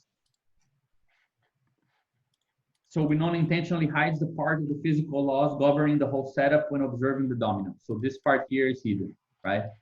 So you only see these things separately touching on each other, but in fact, they are actually part of the same thing. Let me just erase my little drawing.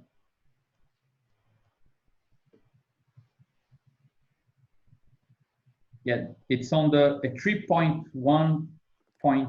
It's 3.1.1. The first ingredient, the second one. This one. Yeah, so the first one is the multiple thing. Like if they were like glued together with no distance between them, you wouldn't have cascading effects. That's the first. And the second one is now conceive of the mechanical device binding them together in a hidden way, right? So the whole scheme consists of a timed mechanical device. And then he says, if you were to see the mechanical device, there would be no cascading effect as well. Yeah. Cascade effect, and then the last paragraph here, cascade effects cannot be conjured without the interplay of multiple systems. However, interaction or interconnection of several systems only yields us an interconnected system. So the first condition of multiplicity only means they will interact. It doesn't mean that there will be anything generated. An interconnection theory by itself cannot explain interaction effects. Such effects only emerge when we conceal parts. When we observe the whole systems, the intuition disappears. Yeah, this is important. Yeah. But you see, like in this little example, it makes it seem like generative effects are superficial effects. If you could see the whole, you would see they don't exist. Like, which I understand if you treat it like, if you have a bit more sophisticated idea and you say that there is some, what counts, I mean, for example, what counts for one domino with regards to the other is just this effect for this constraint. So it is like inexact in the sense that the way that they're gluing together only respects some rule. So the combination of that rule or the general rule is the cascading effect. But sometimes it makes it seem like exactness is the same as reconstructing the mechanism behind. Right? Undoing the generative illusion, so to speak. Yeah. But the contagion example doesn't have that idea. Mm-hmm. Right? It makes no sense to talk about imagine that there is a machine behind the contagion effect. It seems like the generative product, the surplus, is truly generated by bringing together two systems. Like they had constraints, but the constraints of their conjunction, of their interconnection, yields different results than the conjunction of their separate constraints, right? So that's clearer without any hidden machinery. But in the two examples that he takes longer to explain, with the dominoes and with the magic, it seems like the generative effects are just like an effect of the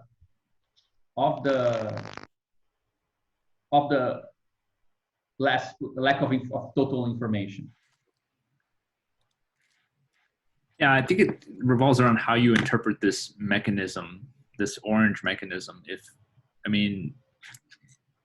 When you recover the space or when you restore the equality again, right? Because the term is always like this right? Let's just use A plus B is not equal to,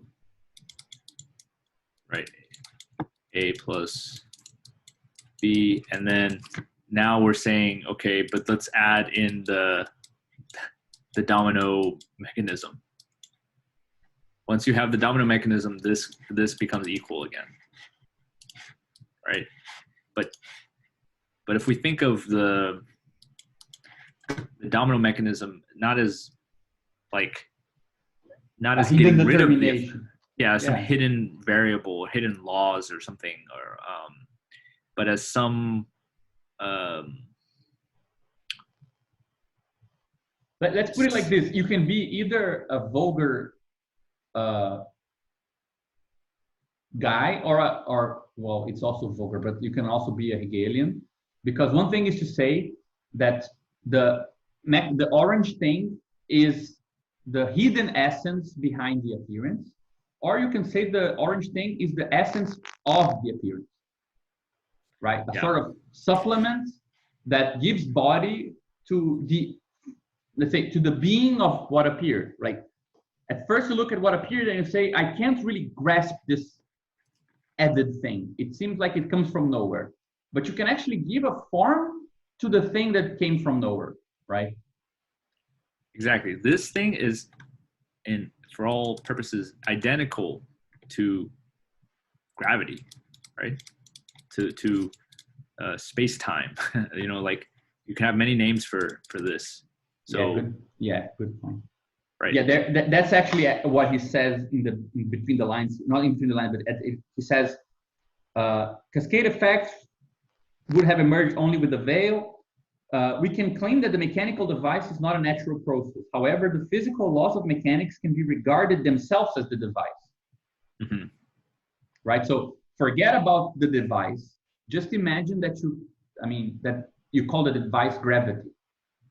Mm-hmm. Exactly. The device is any, in this case, it's some causal theory, but the theory can be, the theory of surplus value. Yeah, because now it makes sense, because if you say this, you get a fight between the theory of value saying no, it's the gravity of the social world in capitalist reality that produced the surplus, or the capitalists say no, guys, I had a hidden mechanism which was called capitalist motivation. That's what made the production fall, right? The dominoes fall. So those are two, let's say, representation of the surplus as object. One exactly. is a sort of kind of access to a more exact picture, right? And the other is, let's say, the addition of a thing that substitutes the exact picture, but gives you the equality anyway. Yeah, exactly. It's competing theories that explain this third term. Yeah, you have like economics, the entire field of economics that can, supposedly consistently derive things without a theory of surplus value. Using individual preferences. Let's say you can derive like individual preferences as this machine here. Mm-hmm. Right? It's just subjective, satisfying needs or whatever. That's what led the dominoes to fall, and that's actually a very common thing. Like the evil of individuals or the greed of individuals. That's what leads to the dominoes falling, and not and actually human nature, let's say, would be like this machine here, and not, you don't have to refer to some other theory then. But then the question is it really exact? And it's more complicated when you apply to the social world the term exact. But I think that my reason to say this is because we've been talking a lot about a theory of exactness connected to a theory of scaling, because the whole idea of resolution, right, is a theory of, let's say, the trade-off of exactness. Like, at which scale do you get the exact description? So, for example, a theory, if you see the dominoes falling and somebody unveils that the reason why they fell is a local one, right? It's suggesting that at the same level as a particular productive unit, you get all the information you need to understand how it behaves in that space. So you just add to the machinery and to the labor the sort of risk-taking and willingness of the capitalist, and that's the missing term. It's the local term, right? Or you can assume that the correct picture, the information we're interested actually concerns the totality. So that's not the right resolution. So in the same way that if somebody shows you the mechanics of the domino and says, this is why they fell, you will say, man, you're crazy. Like, gravity is not a local thing. You just added some steps, right? Because I still don't know why the mechanism was held to the table. Like, why did it stay below the dominoes? So yeah, that's a good point. Yeah. Right. So it kind of mimics a solution.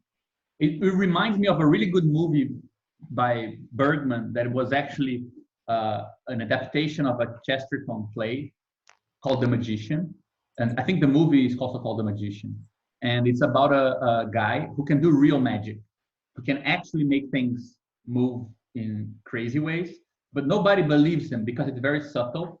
So he adds tricks on top of the real magic. So he gets kind of dismystified. This was a trick. You were pretending to levitate something, but I opened the black box and I can see somebody was holding it. But somebody was holding it is just, let's say, a prop he made to make the thing to make his real magic more apparent, because people weren't really seeing that he was doing, like, he's able to levitate something like 1 centimeter above the ground, but nobody realizes that that's real levitation. So he made the trick to make it levitate 10 centimeters. When it is unveiled, people think that, so the whole 10 centimeters were a lie, but actually only 9 of the 10 were a lie and 1 was real. Yeah, that's a good one. Yeah. And I love the play is better than the movie, I think. So Chesterton was a bit too crazy, I think, for Bergman's kind of dispute of faith and crisis of faith. And there is no crisis of faith in Chesterton. It's something else. Yeah, I think the whole fact that we've been talking about this idea of scales and that there is the proper scale at which certain information is perceivable and at other scales it is not, right? This idea of finding the right covering and things like this, it might play a role here, even though it doesn't play for Adam so much, because, for example, you can have this, I think that's actually a good way, this is how I wanted to interpret what he's doing. Like, imagine that you have some system here, right? And it's infinitely rich, and you can cover it like this. So like a very small cover of its parts, and if you get the sum of these coverings, nothing happens. But now you substitute this covering for a bigger cover, like a covering that loses information, like it covers this, and then it covers this, and then it covers this, right? So it's a different cover for the same multiples, C line. And now you find an inequality. Like, so you could say that the move from C to C line, it's actually a veil, because you did change the resolution, right? Between, let's say, defining what counts as an atom. defining what counts as the minimal unit at which you perceive, or the resolution of the system, right? It's kind of like the knob you were talking about, like, but it's a knob for resolution, right? You can go from, let's say, kind of a one-to-one to a very coarse grain resolution, where you take, like, I don't know, infinity for one element, like the whole system, right? And there will be intermediate resolutions, for example, C-line, at which you will get an emergent effect. So if you take the resolution to be this one, the inequality appears. If you take it to be a lower one, closer to the one-to-one, then it doesn't appear. Right? Yeah, I really like this. Yeah. This is a way of thinking about what he calls phenomena. And this is what Badiou calls atomic logic, right? The definition of like, if you take the veiling to be abstraction, as I suggested, like to be the definition of the predicates that capture the appropriate information to be able to define the uniqueness of that space, right? So for Badiou, this function here, which actually has the same, I know it's the phenomenal component one. It's like this, right? So this phenomenal component here, and for Badiou there is no ground C, right? I mean, I think the general one would be just S itself, meaning belonging. With belonging, you can get just the singletons for all the infinite elements, right? But you can change properties for other properties, which will bring together different things under the same group, right? And if you find properties that define unique atoms and allow for compatibility between the things, right? They are, let's say, stable resolutions of that system. So there might be another one. So for example, you can say that C here this one here was like looking at a cat as the sum of a bunch of molecules and atoms. This other resolution is looking at a cat as a sum of legs and a tail and a face and fur, right? And you can have a different one here, which takes the cat as a single object. It is actually part of the house. You don't decompose the cat. It's like you're just listing stuff in the house, living things, like objects and things like this, right? So these are different resolutions. The good ones are the ones that respect these things, because they allow you to glue a whole world, a whole cohesive vision of everything at that level. So if you choose that atom, you're able to localize stuff at that level, right? Now, from what I understand, what I think that Adam is doing that is really amazing is to say it's okay to imagine that different resolutions will have different generative effects. Like you can perhaps now at this big broad resolution here, it takes very big views of these multiples. Again, you have the sum is the same, right? So you need to, let's say, you need to allow yourself to be mistaken, or you need to choose a certain veiled resolution, a certain abstraction level to make the effect appear. If you go too low or too high, the effect disappears. Now, it's not because you suddenly arrived at the best description. It might not be the best if you're interested in the generative effect, right? So for example, the capitalist in our example, he wants the covering of the space to be smaller than what interests us. So he's not interested in the description of total surplus production. He's interested in the description where the predicates apply to individual producers. So he takes a system of production like this. For example, you have here a productive unit, you have here another productive unit, and he says the right way to talk about this is one where you only get, let's say, this sort of predicates, right? Capitalists, workers, managers, my money, this and that, like those ways of describing things. Whereas Marx is doing like this, talking about departments, total social production, like we're at a higher level of description. We're not at the same level. The predicates are different. The atoms of the capitalist world are not visible from the site of production, right? That's a sort of solution to the problem of either circulation or production for the surplus production. Like surplus can't be located inside or outside because the scale at which it appears includes circulation. So it's a higher scale, but still from that scale looking into production, right?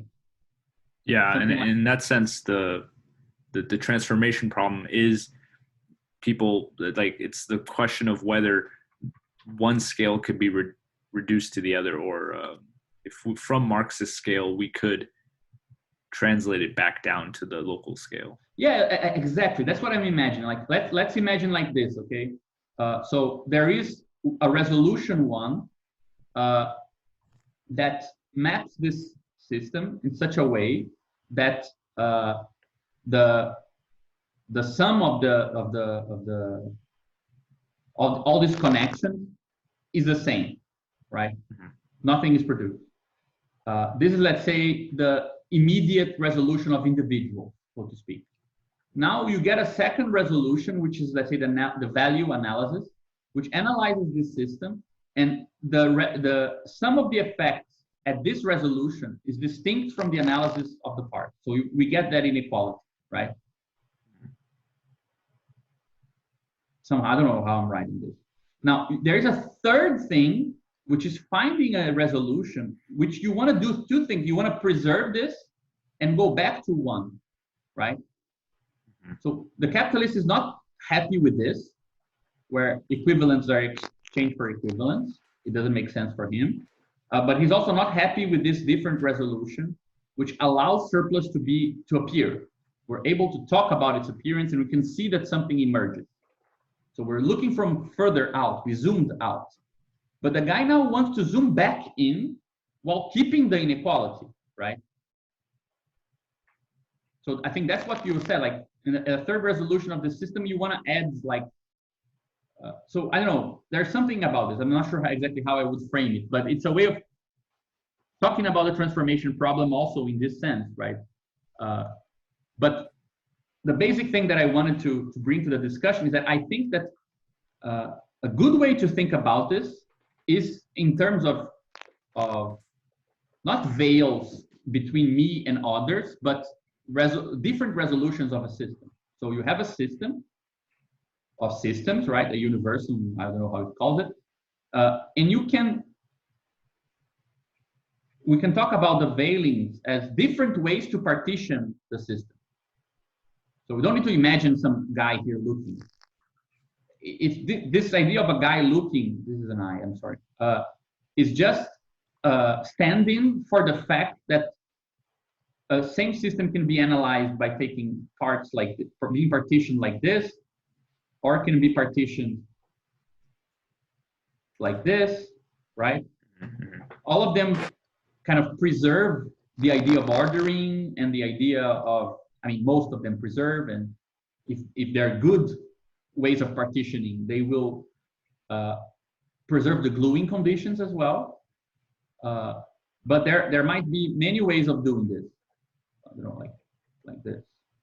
And the way I understand the good insight of Adam is that this third resolution, this second resolution,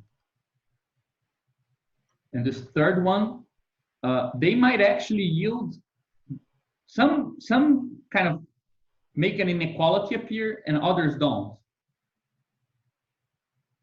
you know?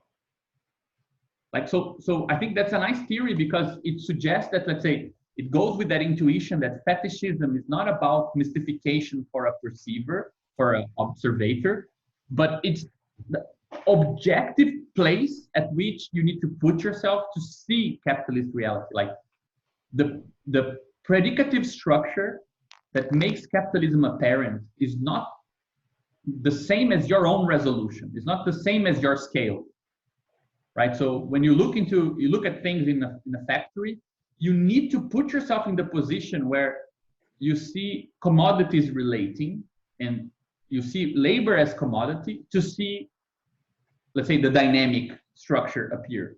If you try to look at things as objects, as use values, as things produced by laborers, you don't see the connection, right? So different resolutions might give you more information than lower resolutions or things like this. But what I think that he adds is not simply that resolutions can add more information, but also that resolutions can add uneven information, right? Between causes and effects or something like this. Mm-hmm. I don't know. I mean, I just think that this is something to try to, like, this is a different way of approaching that I think makes his developments more connected to how we've been discussing. Because then the whole issue of, oh, but isn't there a ground view, an absolute view where everything is at its proper resolution, therefore in full HD, right? No bits missing. No loss, yeah. No loss. And I think that we don't need that assumption, like that ontological assumption that no loss exists. It's actually unneeded. Like you can imagine it can turn into a pragmatic question, like exact information with regards to what, right? Yes, it's always relative to what phenomena you're trying to exactly. I mean, see. Yeah. I mean, that's perhaps is what doesn't make it into more objective phenomenology for him, because sure, it's availing from under what conditions is that a veil, right? For different purposes, it might not be. I mean, the only place where he makes that claim a bit is in the example of Arthur, when he talks about expectation. He says, the veil on the trick is Arthur's inability to observe everything. The veil causes magic to emerge, but there is also an underlying ingredient, that of Merlin performing the trick and Arthur building expectation. The trick is seems to consist of several small pieces of tricks combined. The big trick is performed by combining or interconnecting the small pieces tricks, causing them to interact. The magic emerges as follows. Arthur recognizes the small tricks and creates an expectation of what each ought to perform. On one end, he combines the small tricks devoid of magically, namely his small expectations, and builds a big expectation on the whole trick. On the other end, he observes the final development of Merlin's trick, and he compares the big expectation to the outcome of Merlin's trick. If there is a discrepancy, there is magic. So magic is not a function of veil and system. Magic is a function of expectation and veil, right? I see one thing, I see the other, I expect a third, but the conjunction of those two doesn't lead to the third one I expected, leads to something else. So that's a more pragmatic definition of resolution, right? Arthur sees this, sees that, he thinks that he captured the language at which things are happening. So he thinks he understood it, like a commodity is exchanged for money according to an equivalence. Money is exchanged back to another commodity according to equivalence. He expects that all value exchange is equivalent, but the production site emerges more value. And then he's kind of, I mean, that's actually exactly how Marx introduces it. Like, we are perplexed. Like, how is it possible that something more appears, right? Mm-hmm. Actually, I mean, remember The Prestige? That's exactly how The Prestige works, that movie. I love that movie. Yeah, it's an amazing movie. Because it has that, like, they divide like that, right? There is I forgot the names of the three movements of magic. It's Yeah, fuck. There's like the preparation, then the second moment, and the third. And Zizek has a good text where he compares the production of surplus value exactly to the trick in the Prestige, because the guy puts actually, this is an even better example. Like, there is a cage with a bird inside, right? I don't know how to draw a bird. So you see this. Then the second moment, he veils it and presses on it, right? So the veil is like this on the stand. And then the third moment, which is the reveal, which is to show the cage again, right? And the bird is alive. And then the point, of course, is that a bird died here, right? Yeah, fell under the. Yeah, and you remember the trap, scene right? in the movie, like the kid sees this and he starts crying. Like, he showed this trick to a child, and the child sees the first part, then the second part, and then the third part, and then he starts weeping, and the magician shows him the bird, and he says, but this is not the same bird. And the magician is like, oh my God, this child is amazing.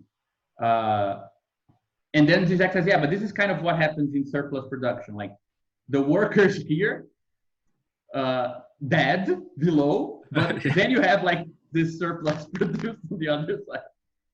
But the reason why I mentioned it is just because there is one thing in this movie that I find genius, which is, I mean, this is a big spoiler for people who didn't see it, but he does this other trick where there is a door, outer door here.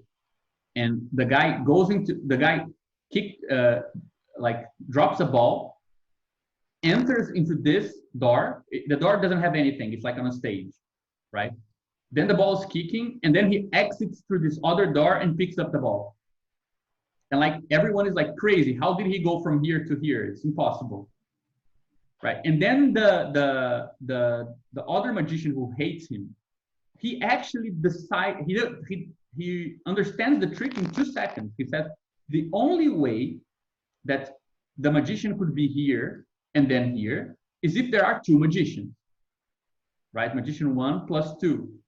But then he says, this is impossible because nobody would be this disciplined to live as if there's only one person when there's actually 2 people. So he says, this is not the solution. There must be another solution. And then he tries to come up with like a scientific machine of teletransportation to mimic the trick. But it's funny because he actually finds the solution. There is a double, but he cannot believe that this is the actual information. Like, the idea that this is how the trick is done is more incredible than if there is a teletransportation machine that allows the guy to go from one to the other. So he believes the teletransportation solution. Yeah, it's like this orange thing. This is teleportation. Yeah, exactly. That's my point. Versus discipline. Yeah. Yeah, and then this is discipline. Yeah.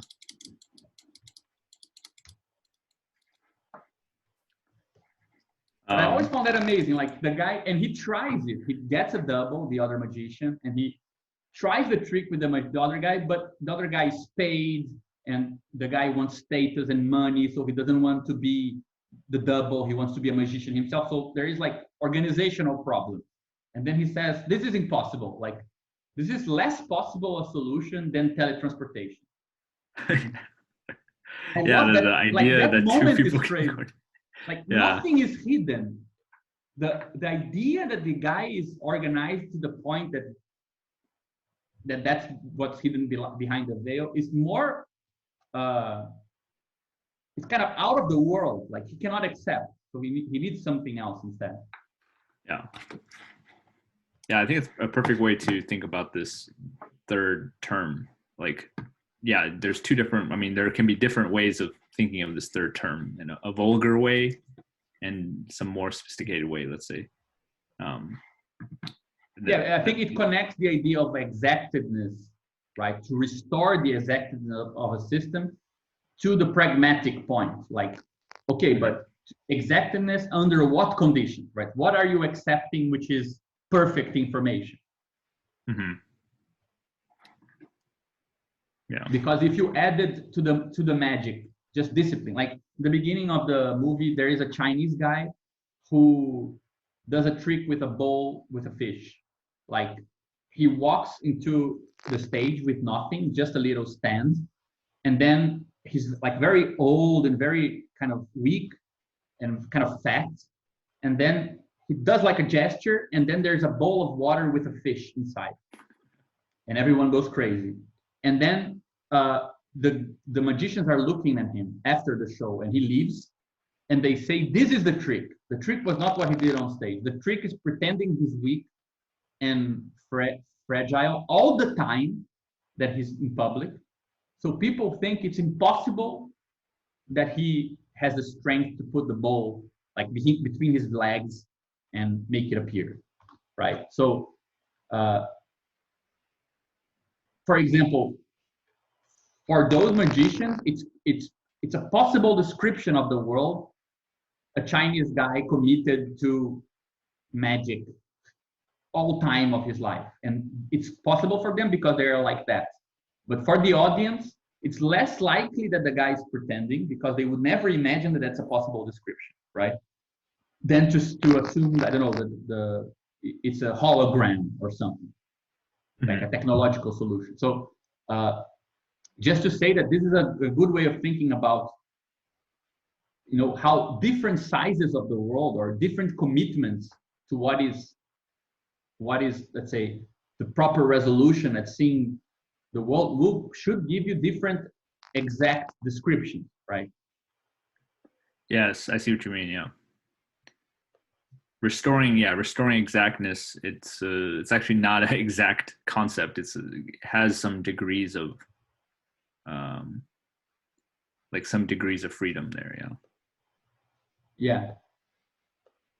For example, do you know that Twitter has this big debate now, like, is 2 + 2 = 4 or equal 5? Can 2 + 2 = 5? Like, and there is this mathematician who did a little simple drawing like this.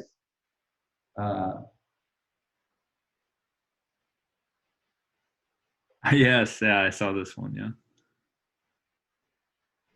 Showing that, sorry, no, it's like this, right? 2 + 2 equals like this, and then he says you have 1, 2, 3, 4, and 5. Yeah, the whole counts as one. Yeah. Yeah. So this is a different resolution, right?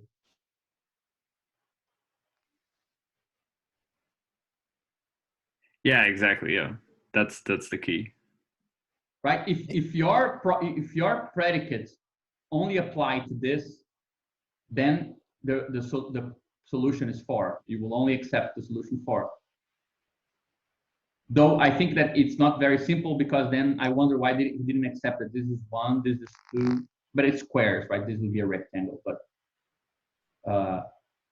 so for one language says squares of unit 1, and the other language says squares of any unit, right? Mm-hmm. And this is also a possible square in a different base, so different bits, right? Isn't it that this kind of similar also to that impossible triangle, like, and also to the Merlin trick, where you have like, you can follow the small tricks, like the guy is able to recognize all small tricks, and he thinks he's following when they are added, but then he creates an expectation of that, and then he sees the full trick, and then he gets like amazed. Like in the triangle, the effect is like when you follow with your eyes, like you try to find why is it wrong, and then you do that like locally, you follow the lines, they all make sense, right? Yeah, and true. Good example. Yeah. you have like this, and like this is correct, this is correct, this is correct, and it's only when you see this that you go like, what? Yeah. And also like the rules of gluing, like in the pieces, they make sense in, like, if you consider like the kind of like a linear space, right? But if you then suddenly, and you have no reason why to expect that you need 3D space to glue these edges, It's only when you see globally and you see, oh, I need a 3D space from the beginning to actually make sense of that and see that it was impossible. Yeah. Yeah, I think it makes sense. Like it puts all these examples kind of in the same. Yeah, resolution. Yeah, here the dimensions of your space act as a kind of resolution as well. Yeah, exactly. I mean, and since there is a correlation between, let's say, the structure of possible coverings and structure of the space, properties of the space, right? The moment that we force a certain gluing that only makes sense if a space is considered to have certain properties, suddenly you're looking at something in an impossible space, right? So there is some natural aspect to this, right? Like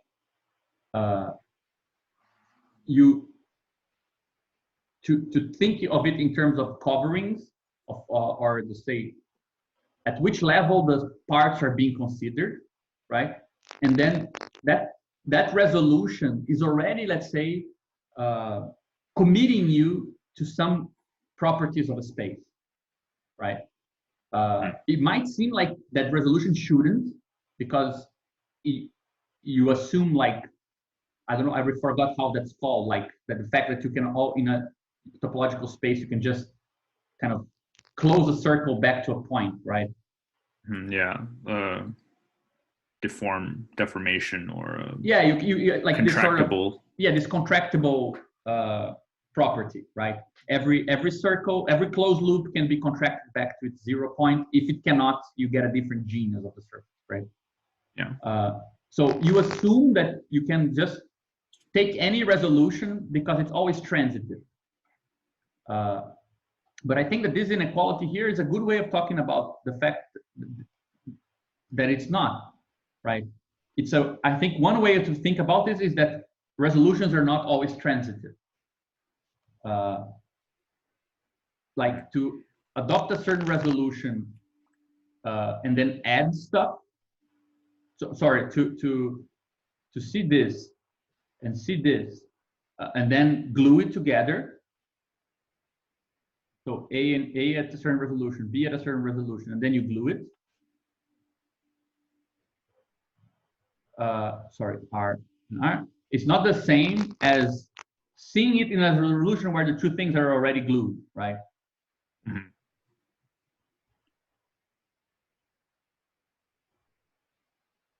So there shouldn't be, this thing should be written differently, perhaps. But no, I think that this is a way, perhaps, to talk about. I think, yeah, and this is where the pragmatics of this third object come into play, because rather than thinking of it as some kind of substantial part of the domain space, we should think of it as the way of connecting the resolutions. Like you said, that this is if this is resolution 1, and then this is resolution 2, right? Where you have individual systems, and then you add them, and then you have the resolution 1 where you see the already completed thing. This links resolution 1 with resolution 2. This is the connection. Yeah. And that doesn't necessarily have to be some substantial thing. Or I mean, it can be a more formal thing, right? Yeah, man, but this is really useful because, you know, the very fact, I mean, it just confirms what we were talking about, right? That in this equation here, in this equation here, something is coded as the inequality, right? Yeah. It's coded into it. It's part of it as a relation. It doesn't have a sort of fixed presentation. And this thing here is, let's say, the coding of that relation as an object, right? Mm-hmm. So, for example, distribution of a total average. It's very much this sort of thing. Mm-hmm. Getting, let's say, the total sum of surplus of this differential, right? And then spreading it out as a certain rate that you add back to the equation to make it equalize. Yeah. It's, I mean, there are some steps there, I don't know, but it seems very much in line with this. Yeah, exactly. Yeah, actually, maybe we can just finish the last 3 slides to talk about this linking sequence, right?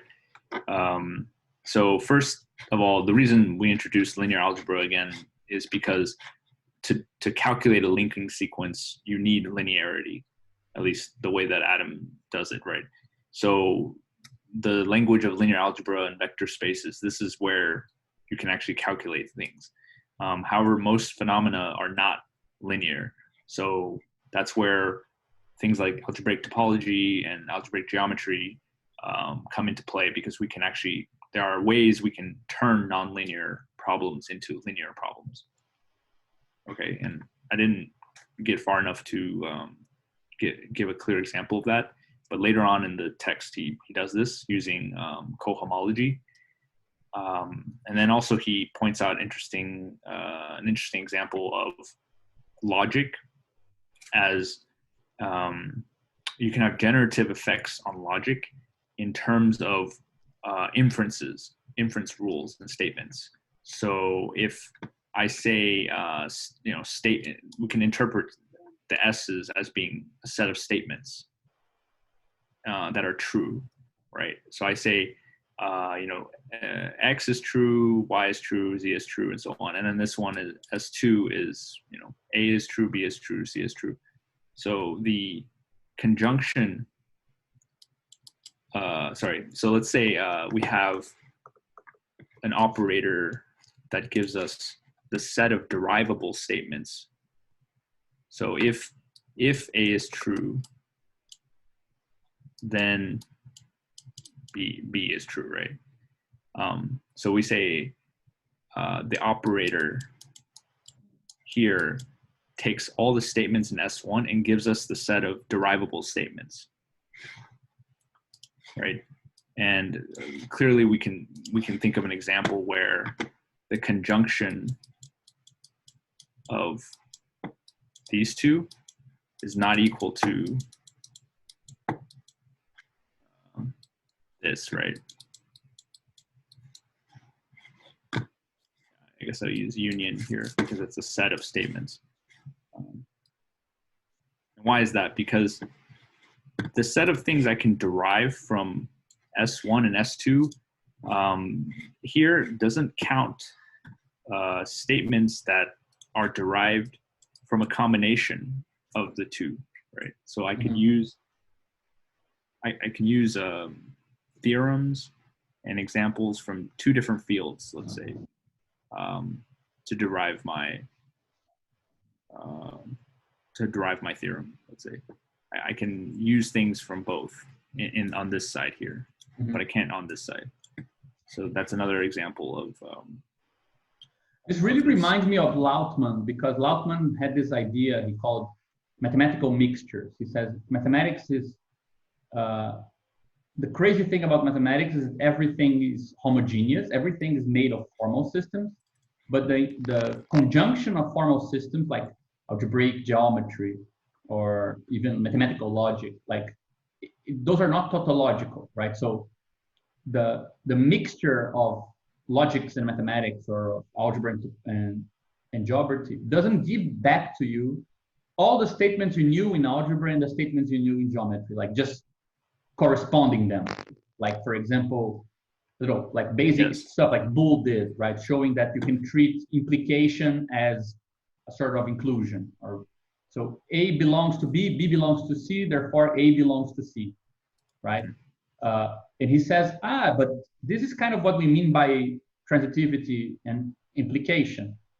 If A, then B, if B, then C, therefore, if A, then C. But you don't get a tautology. It doesn't mean that the more, let's say, set theoretic version and the logical version, they're nearly equivalent. You might be able to prove things in a space where logic is treated in this way that you wouldn't be able to prove just by talking through implications or by describing sets. Yeah. Right. So the space of a theory separate. So the properties you can produce of in geometry, and the propositions you can produce in algebra, they are not the same as the propositions you can produce in algebraic geometry, for example. Exactly. Yeah. So for him, this is, let's say, the basis of formal dialectics, like dialectics in formal sciences. The fact that mixtures of formal systems can produce statements that the separate systems wouldn't be able to produce. Yeah, and you can kind of think of category theory from that light as one of what Apolito calls the mechanism of connectivity, right? It's a way of increasing the connections between different mathematical fields so that you can exploit this difference to produce a lot more these cross field interactions. Yeah, I mean, it does seem like it's the first field that actually, let's say, turned that sort of in an equal relation into an object of the theory, right? Mappings themselves are objects. So the mapping between two systems is not extra formal. It's the very thing being formalized. One thing that really interests me I'll ask later. All this beautiful. Man, you're becoming like the master of these presentations.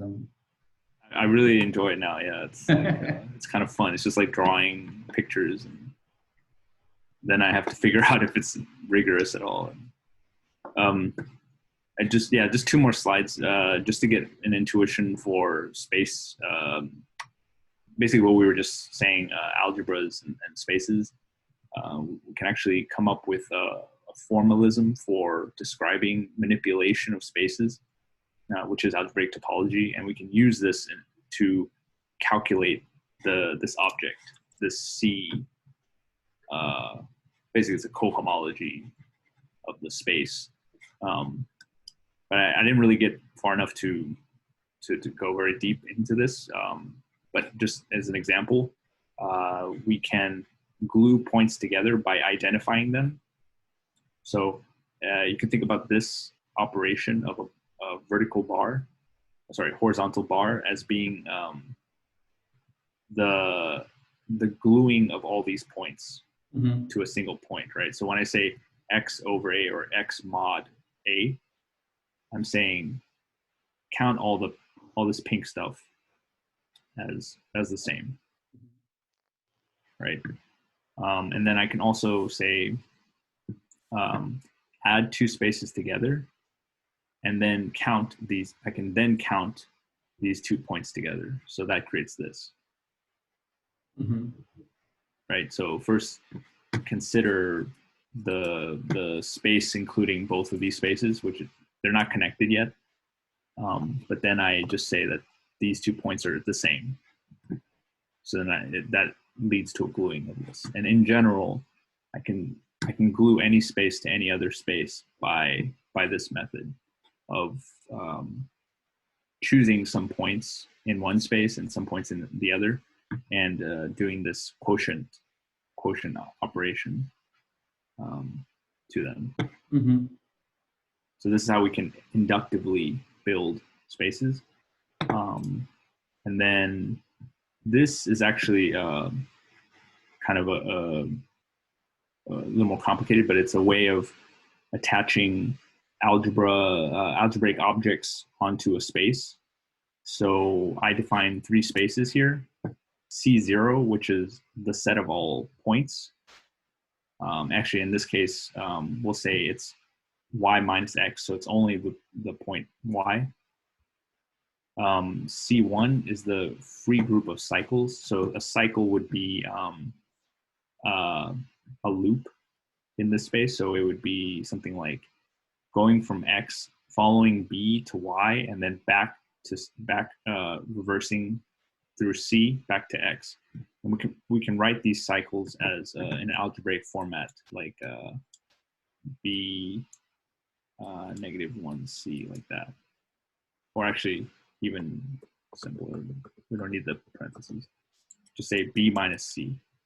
And why is it minus? Because C has an orientation, right? Mhm. It goes from X to Y. So if I want to go follow B, and then I want to go back, I want to go against the direction of C, I'll take the negative there, right? So when I say the free group of cycles in C1, I'm saying all loops that you can make with combinations of these things. So you can actually add in a coefficient here. So 3B minus C means go along B and then back along C and do that 3 times, right? So that's this motion, right? 1, 2, 3, right? That's the same as this. And then the free group just means all possible combinations. So this number can be anything. So let's just give it a variable, right? And then not only that, but now I can combine like A minus D as well. So A minus D. Again, I can pick arbitrary number of coefficients, as long as actually it has to be such that K plus J is equal to 0, I think. So that no matter what, I always end back at X. Something like that. So there's some, let's say, we don't need to go specifics into the calculation, but there are some conditions such that I can derive an algebra of cycles from this graph, right? From on C1. And then C2 is all the cycles generated by the shaded area. So specifically, it's just all the possible A minus B's. So like A minus B, and then K again. K is just it can be up to infinity, right? Right, because this A minus B means this thing here, this loop. That is a boundary of A. Okay, so homology is it's a way of characterizing this space X. The whole point is I want a number, or let's say I want a algebraic structure that I can assign to this space that will remain invariant despite whatever kind of stretching or rearranging that I want to do to the space. So it remains invariant. It kind of characterizes the space among all other spaces, right? Although I will say that it doesn't do this completely. There is some, right? Like it's possible that two spaces that are different end up having the same homology, but yeah, I mean, this still to some degree separates the space from others, right? And that's still an open problem in topology, how to find all the topological invariants to uniquely characterize every space. That's so far we can't do that. But this is one. Yeah, it's a no-go, but this is one kind of invariant. And the way we describe this invariant is the kernel of the boundary map divided by, so the kernel of this boundary map divided by or quotiented by the image of this boundary map, right? So that's what homology is. And then we kind of visited kernel and image, right? If you remember from this picture here, the kernel is this white map. The image is this green map. So to divide them is kind of saying like, what is the ratio, or actually what does the space look like if you were to glue the green space together and leave the white space, something like that. Or yeah, maybe you say the ratio between the white space and the green space. With respect to these things, the space of these things. Okay, and one step further from this is cohomology, which reverses the direction of the arrows, which I didn't prepare an example for that. But if you just imagine, instead of boundary maps, and I haven't explained what these maps are, but you just imagine maps going the other way.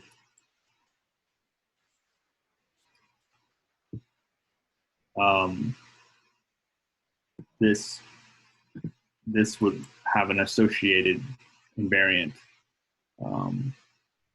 for cohomology. I think it's written with the asterisk here, but I'm not sure.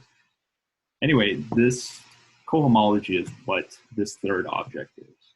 Dude, I just realized, I mean, I know you're gonna think I'm just pushing like that one button that we've been pressing for 10 years, but isn't this like the perfect stuff to formalize logical time in Lacan? Like, yeah, because, maybe. I mean, just think about it. Like, the whole point is that, I mean, to sum it up, is that you can extract information out of the hesitation of others. Mm-hmm. Right? You don't know something about yourself. You're seeing the white discs in the others. Then you try to arrive at your conclusion directly from them. So you don't include yourself in your reasoning, only them. You say, they are looking at me. And if they were seeing that I was black, one of them would be seeing a white and a black, and he would leave. So that's not happening. So they're not seeing a black. So they must be seeing a white, I'm a white, and I leave. Yeah. But then there is a second problem, which is,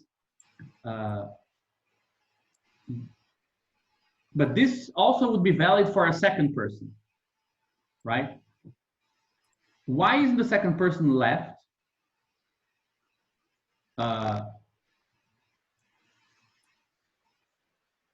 No, so yeah, so they are not seeing. How does it go? I forget. Yeah, you see two whites, and then if, let's say you're A, and you see B and C, right? B and C are both white. Yeah. So I assume, yeah. And yeah, you say, well, since there's 3 white discs and 2 black discs, if I have a black disc, they're gonna know immediately. Well, they won't know immediately. Let's just say what happens is I think I have a black disc. I cannot see my own disc, so I have to infer, okay, I might have a black disc. If I have a black disc, then B will think the case is, B will think, oh, I see a white and a black. So if I have a black disc, C must go immediately. Yeah. Right? Right? So if I'm going to wait and see, actually, it's funny because both B and C think the same thing, right? If I'm black. Dude, here, just let me just share this because I just found this thing we did. Okay. I think it will help.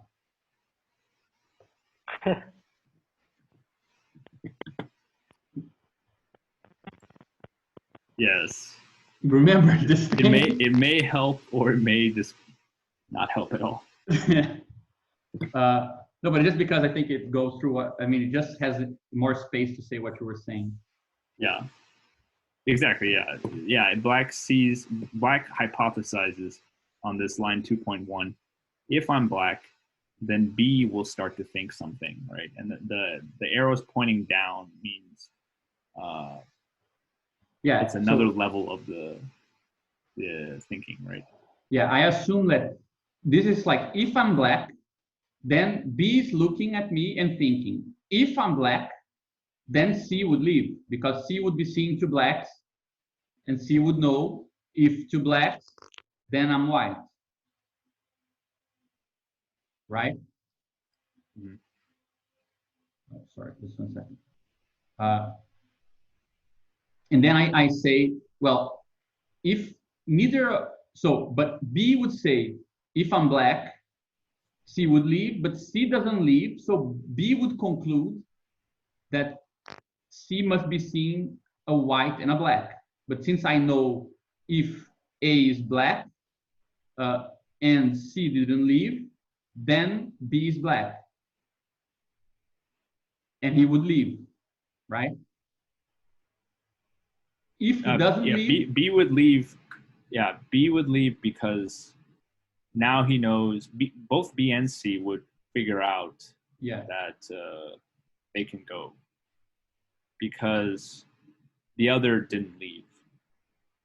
Yeah, exactly. And then but then I say, well, if B didn't leave, B and C didn't leave, then I must be white, right?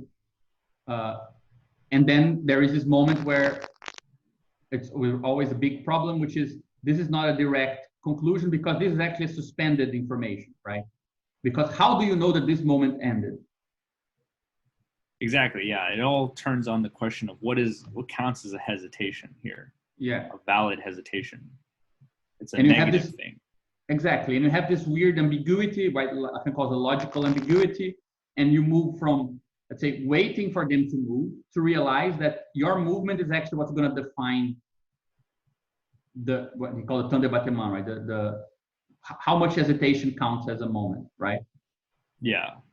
But I just realized that this is relevant because you need to, like, the information you want doesn't come from the analysis of the parts, right? There's nothing you can do by analyzing this to arrive at the fact that you're white. Like, you need to actually take these two things together, and then you get to this point, and then you need to take these three things together, and then you arrive at your information. And then Lacan said that he doesn't want you to give this solution. He wants the solution that is the exact sequence, right? Remember, he gives two versions of the solution. Yeah, he gives one that's in the sense of like impersonal. Yeah. An impersonal solution where you say one must go if they see two whites, then like it's said in this impersonal way, and then another solution is said in a personal way, like if I am white, this must be true, something like that. Yeah, I was just thinking that it is, let's say, where did the information about you being a white circle come from, right? It didn't come from the analysis of this or this, right? It comes from this weird conjunction. I mean, there is a certain sense, it's my point, like there is a certain sense in which the logical time sophism is kind of about how you get to see yourself from another perspective, which is not the perspective of a other, right? Like the first attempt at solving it is by taking the position of a given other. Like you try to look at from the other's perspective and think how the other would reason, but that is necessary, but it's not sufficient, right? Because the other would also not have reason to move. So if you just combine the reasonings together, you don't get the full solution, but there is a certain common denominator between the three that is actually generates the solution. Yeah. I mean, I definitely agree. It's an interactional effect, but I'm not sure I see a connection with the homology and the spaces thing. No, not with the homogeneous spaces, just with the okay. the exact the additional term, Right. which is not really part of the generating of the effect. But once the effect was generated, you can reconstruct the third one. Like Yes. I remember it because you were not in this slide, but in the old one, right? The one with the three terms. But the additional term, isn't it the addition of the other ones, or not? Or you think it's the whole thing?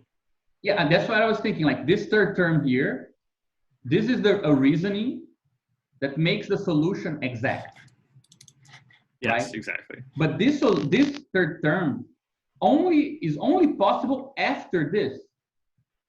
Only after you conclude, this is where the conclusion comes. The moment to conclude. Only after it comes can you add this. Can you calculate the exact solution? You didn't move because you had this, right? Mm-hmm. This doesn't come first. Yeah, this is why it's anticipated certainty. Exactly. Like, yeah. So there is something, I don't know, there's something to this way of, like, to this inequality we're talking about that seems to be relevant here. Like, if you think about the reasoning, right? Isn't the solution kind of like this? The fact that the reasoning that includes A, B, and C is different from the reasoning of A plus the reasoning of B plus the reasoning of C, right? But it is made equivalent if you add here this solution, which is not really possible from the beginning. Like, the system only has these three things available, right? This reasoning is totally impossible before you move. So first you have these three reasonings, then you have the move to this solution, to the moment of conclusion, and then you get this precipitation of the solution. But the actual reasoning of the solution can only come after the generative effect. Mm-hmm. Yes, exactly. I think, and I mean, I actually think we can take this further, because if we analyze the way that the prisoner needs to come up with this reasoning of A, B, and C, it is kind of like removing the discrepancy, right?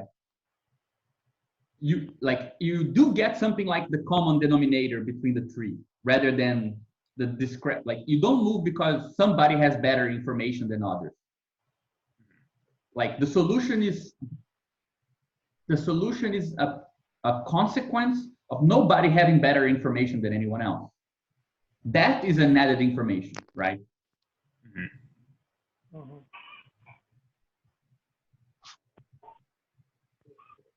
I don't know. I think that there might be a second round of logical time investigation. Yeah. Another 10 years of obsessing over this. Yeah, I like this. Yeah, because you can think of Badiou's reading of logical time also as being like a positivization of this loss of information, right? Like, for Badiou, he derives the idea that the other two could be idiots, or like the reason they're hesitating is because they're just too slow. They're not really, and I can use that fact to my advantage and just go, something like that. Yeah, if I'm not mistaken, he says that the problem with Lacan is that he requires the presupposition that the three are identical logical machines. No, sorry, that if the three were identical logical machines, that wouldn't be possible.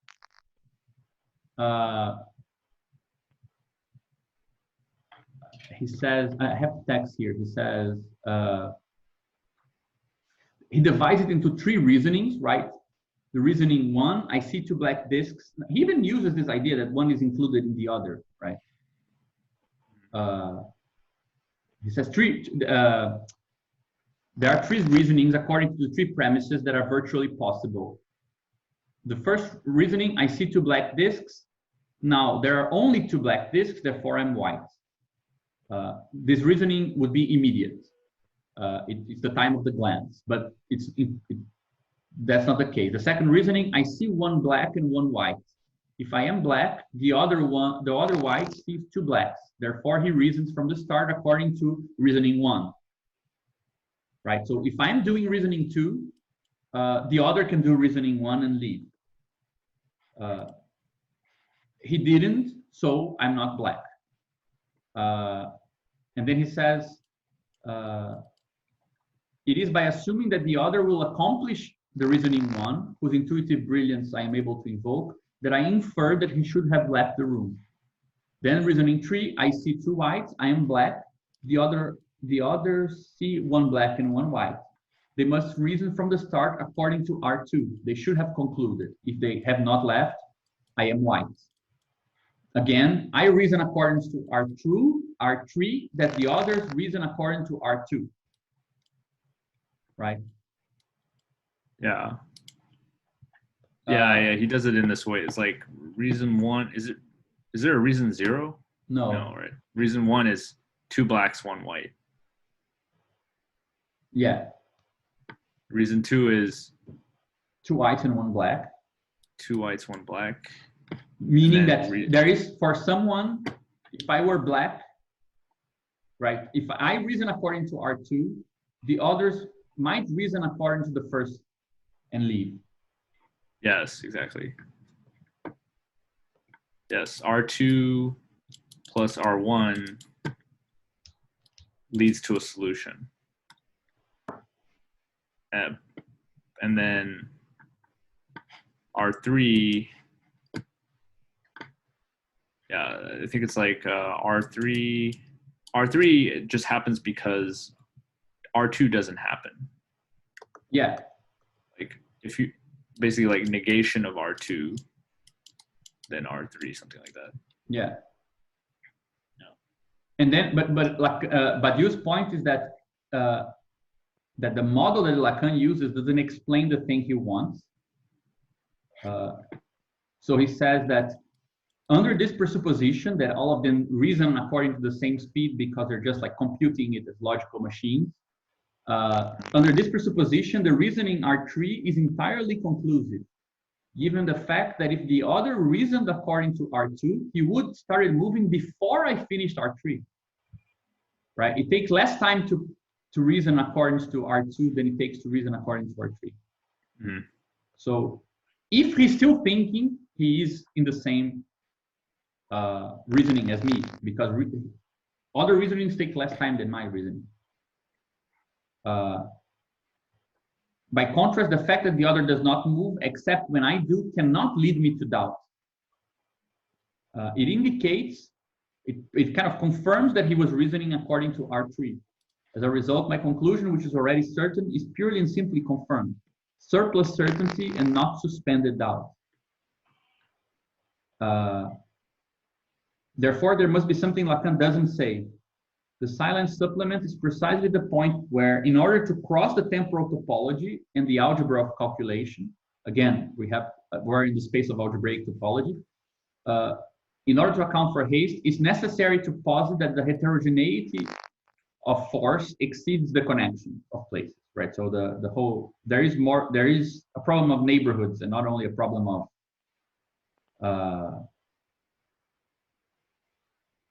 like the only way that haste is relevant here is if you cannot be sure of the exact sequence before you move, right? The exact sequence can only be produced afterwards. Otherwise, no haste was needed.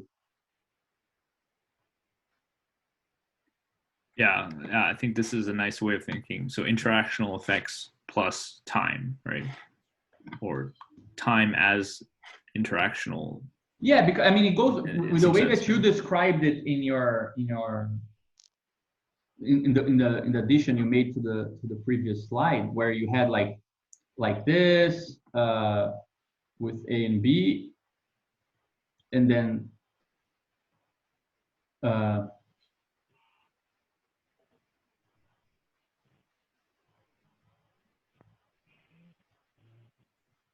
sorry, it's not like this, right? It's C. And C, right? And we said It's like this is in a resolution 1, this is in a resolution 2, and this here it does this, right? Mm-hmm. It connects Yeah, the two. Connects them. Yeah. The way that he's saying is that Lacan is actually treating this as something that happens before this. Like, I see the guy reasoning, I see the other reasoning, this leads me to this, and then I move. And Badiou is saying that you actually see this and this, you see the limits of this. This leads you to move under the conviction that later on you can come up with the solution. Right? For him, haste includes the conviction that there will be space for you to come up with a solution that includes the fact that you move.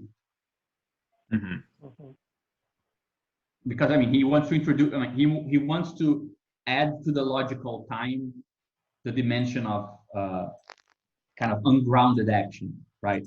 Whereas Lacan gives a sort of haste as a determination, not haste as a kind of action itself. Yeah, exactly. Yeah, that's the anxiety and the courage thing. Yeah, exactly. 2 different readings of that. So I mean, I know that this is a bit too kind of loose, but it's nice because it actually plays into what we were talking about. Like, yeah, depending on a certain pragmatic of this resolution, you know, the complement that makes the equation exact can actually be different, right? That's kind of the conviction for what Badiou calls courage in his reading. Like, you can come up, you can move, and then there will still be space for you to add this, taking into consideration this relation, right? This resolution. You don't need to be determined to move. You can actually do it in the inverse. I don't know. There's something to it. I don't know. It might be going off here, but no, I like it. Yeah, and because in some sense, there's a set of choices that can be made afterwards. Like, if you move, you can use this third term as like a justification or something. Yeah. After the fact. Yeah. But yeah, I don't know. It's very abstract now. Yeah, I don't know. I'll sleep on it, but I think that there is something to the way, like, we might be able to kind of reconstruct this chains of reasoning as a sort of lattice structure. Yeah, it's true. And then discuss the partitions of it, you know, and show that, weirdly enough, like, there is a larger way of partitioning where the reasoning of A, B, and C are included in one part.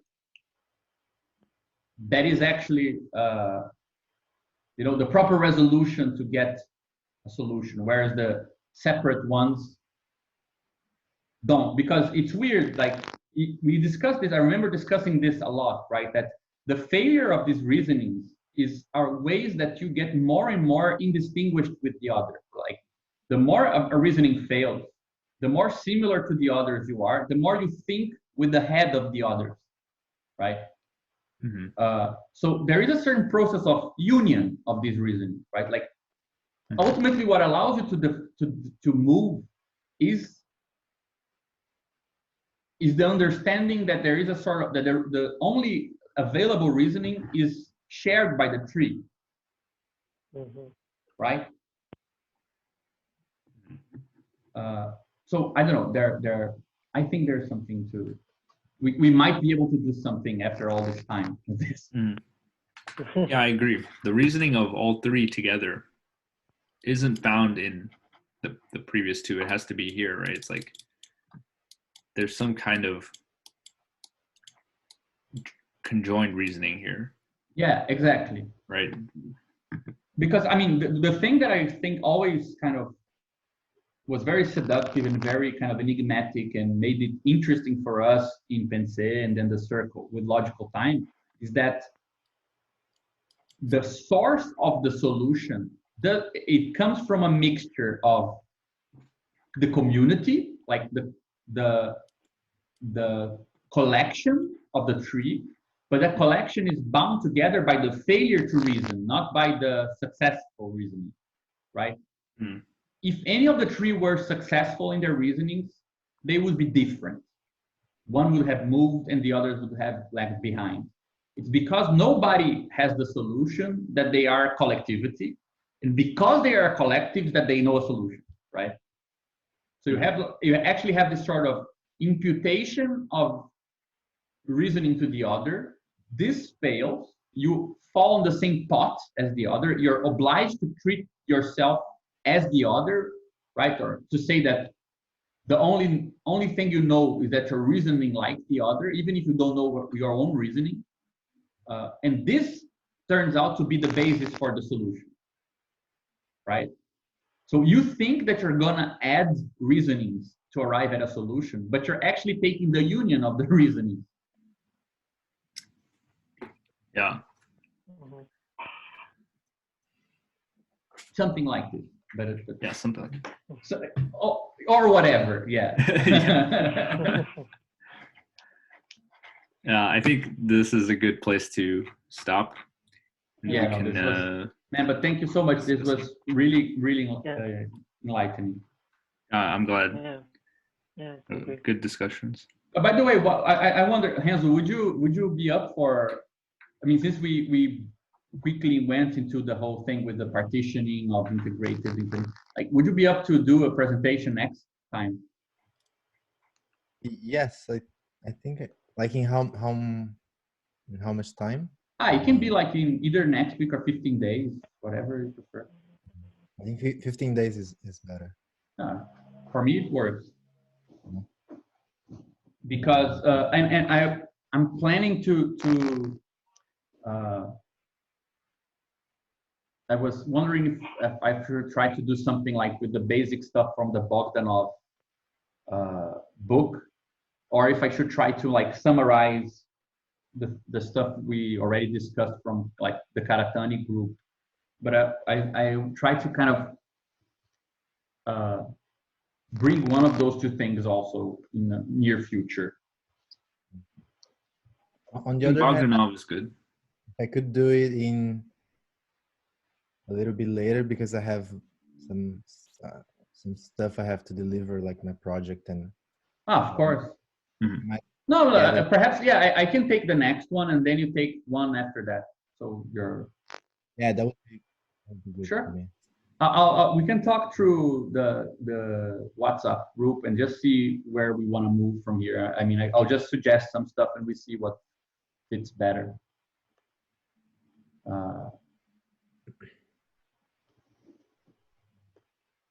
Anyway, it would guys, be nice to know. Just one last thing: the question of Bogdanov, how it differs from like general systems theory, which I think Adam is kind of using, right? Or he uses this Willems guy who is like but it's funny systems. because but it's funny because Adam seems to be part of this big trend in applied category theory of showing that category theory is better to think these things than systems theory, right?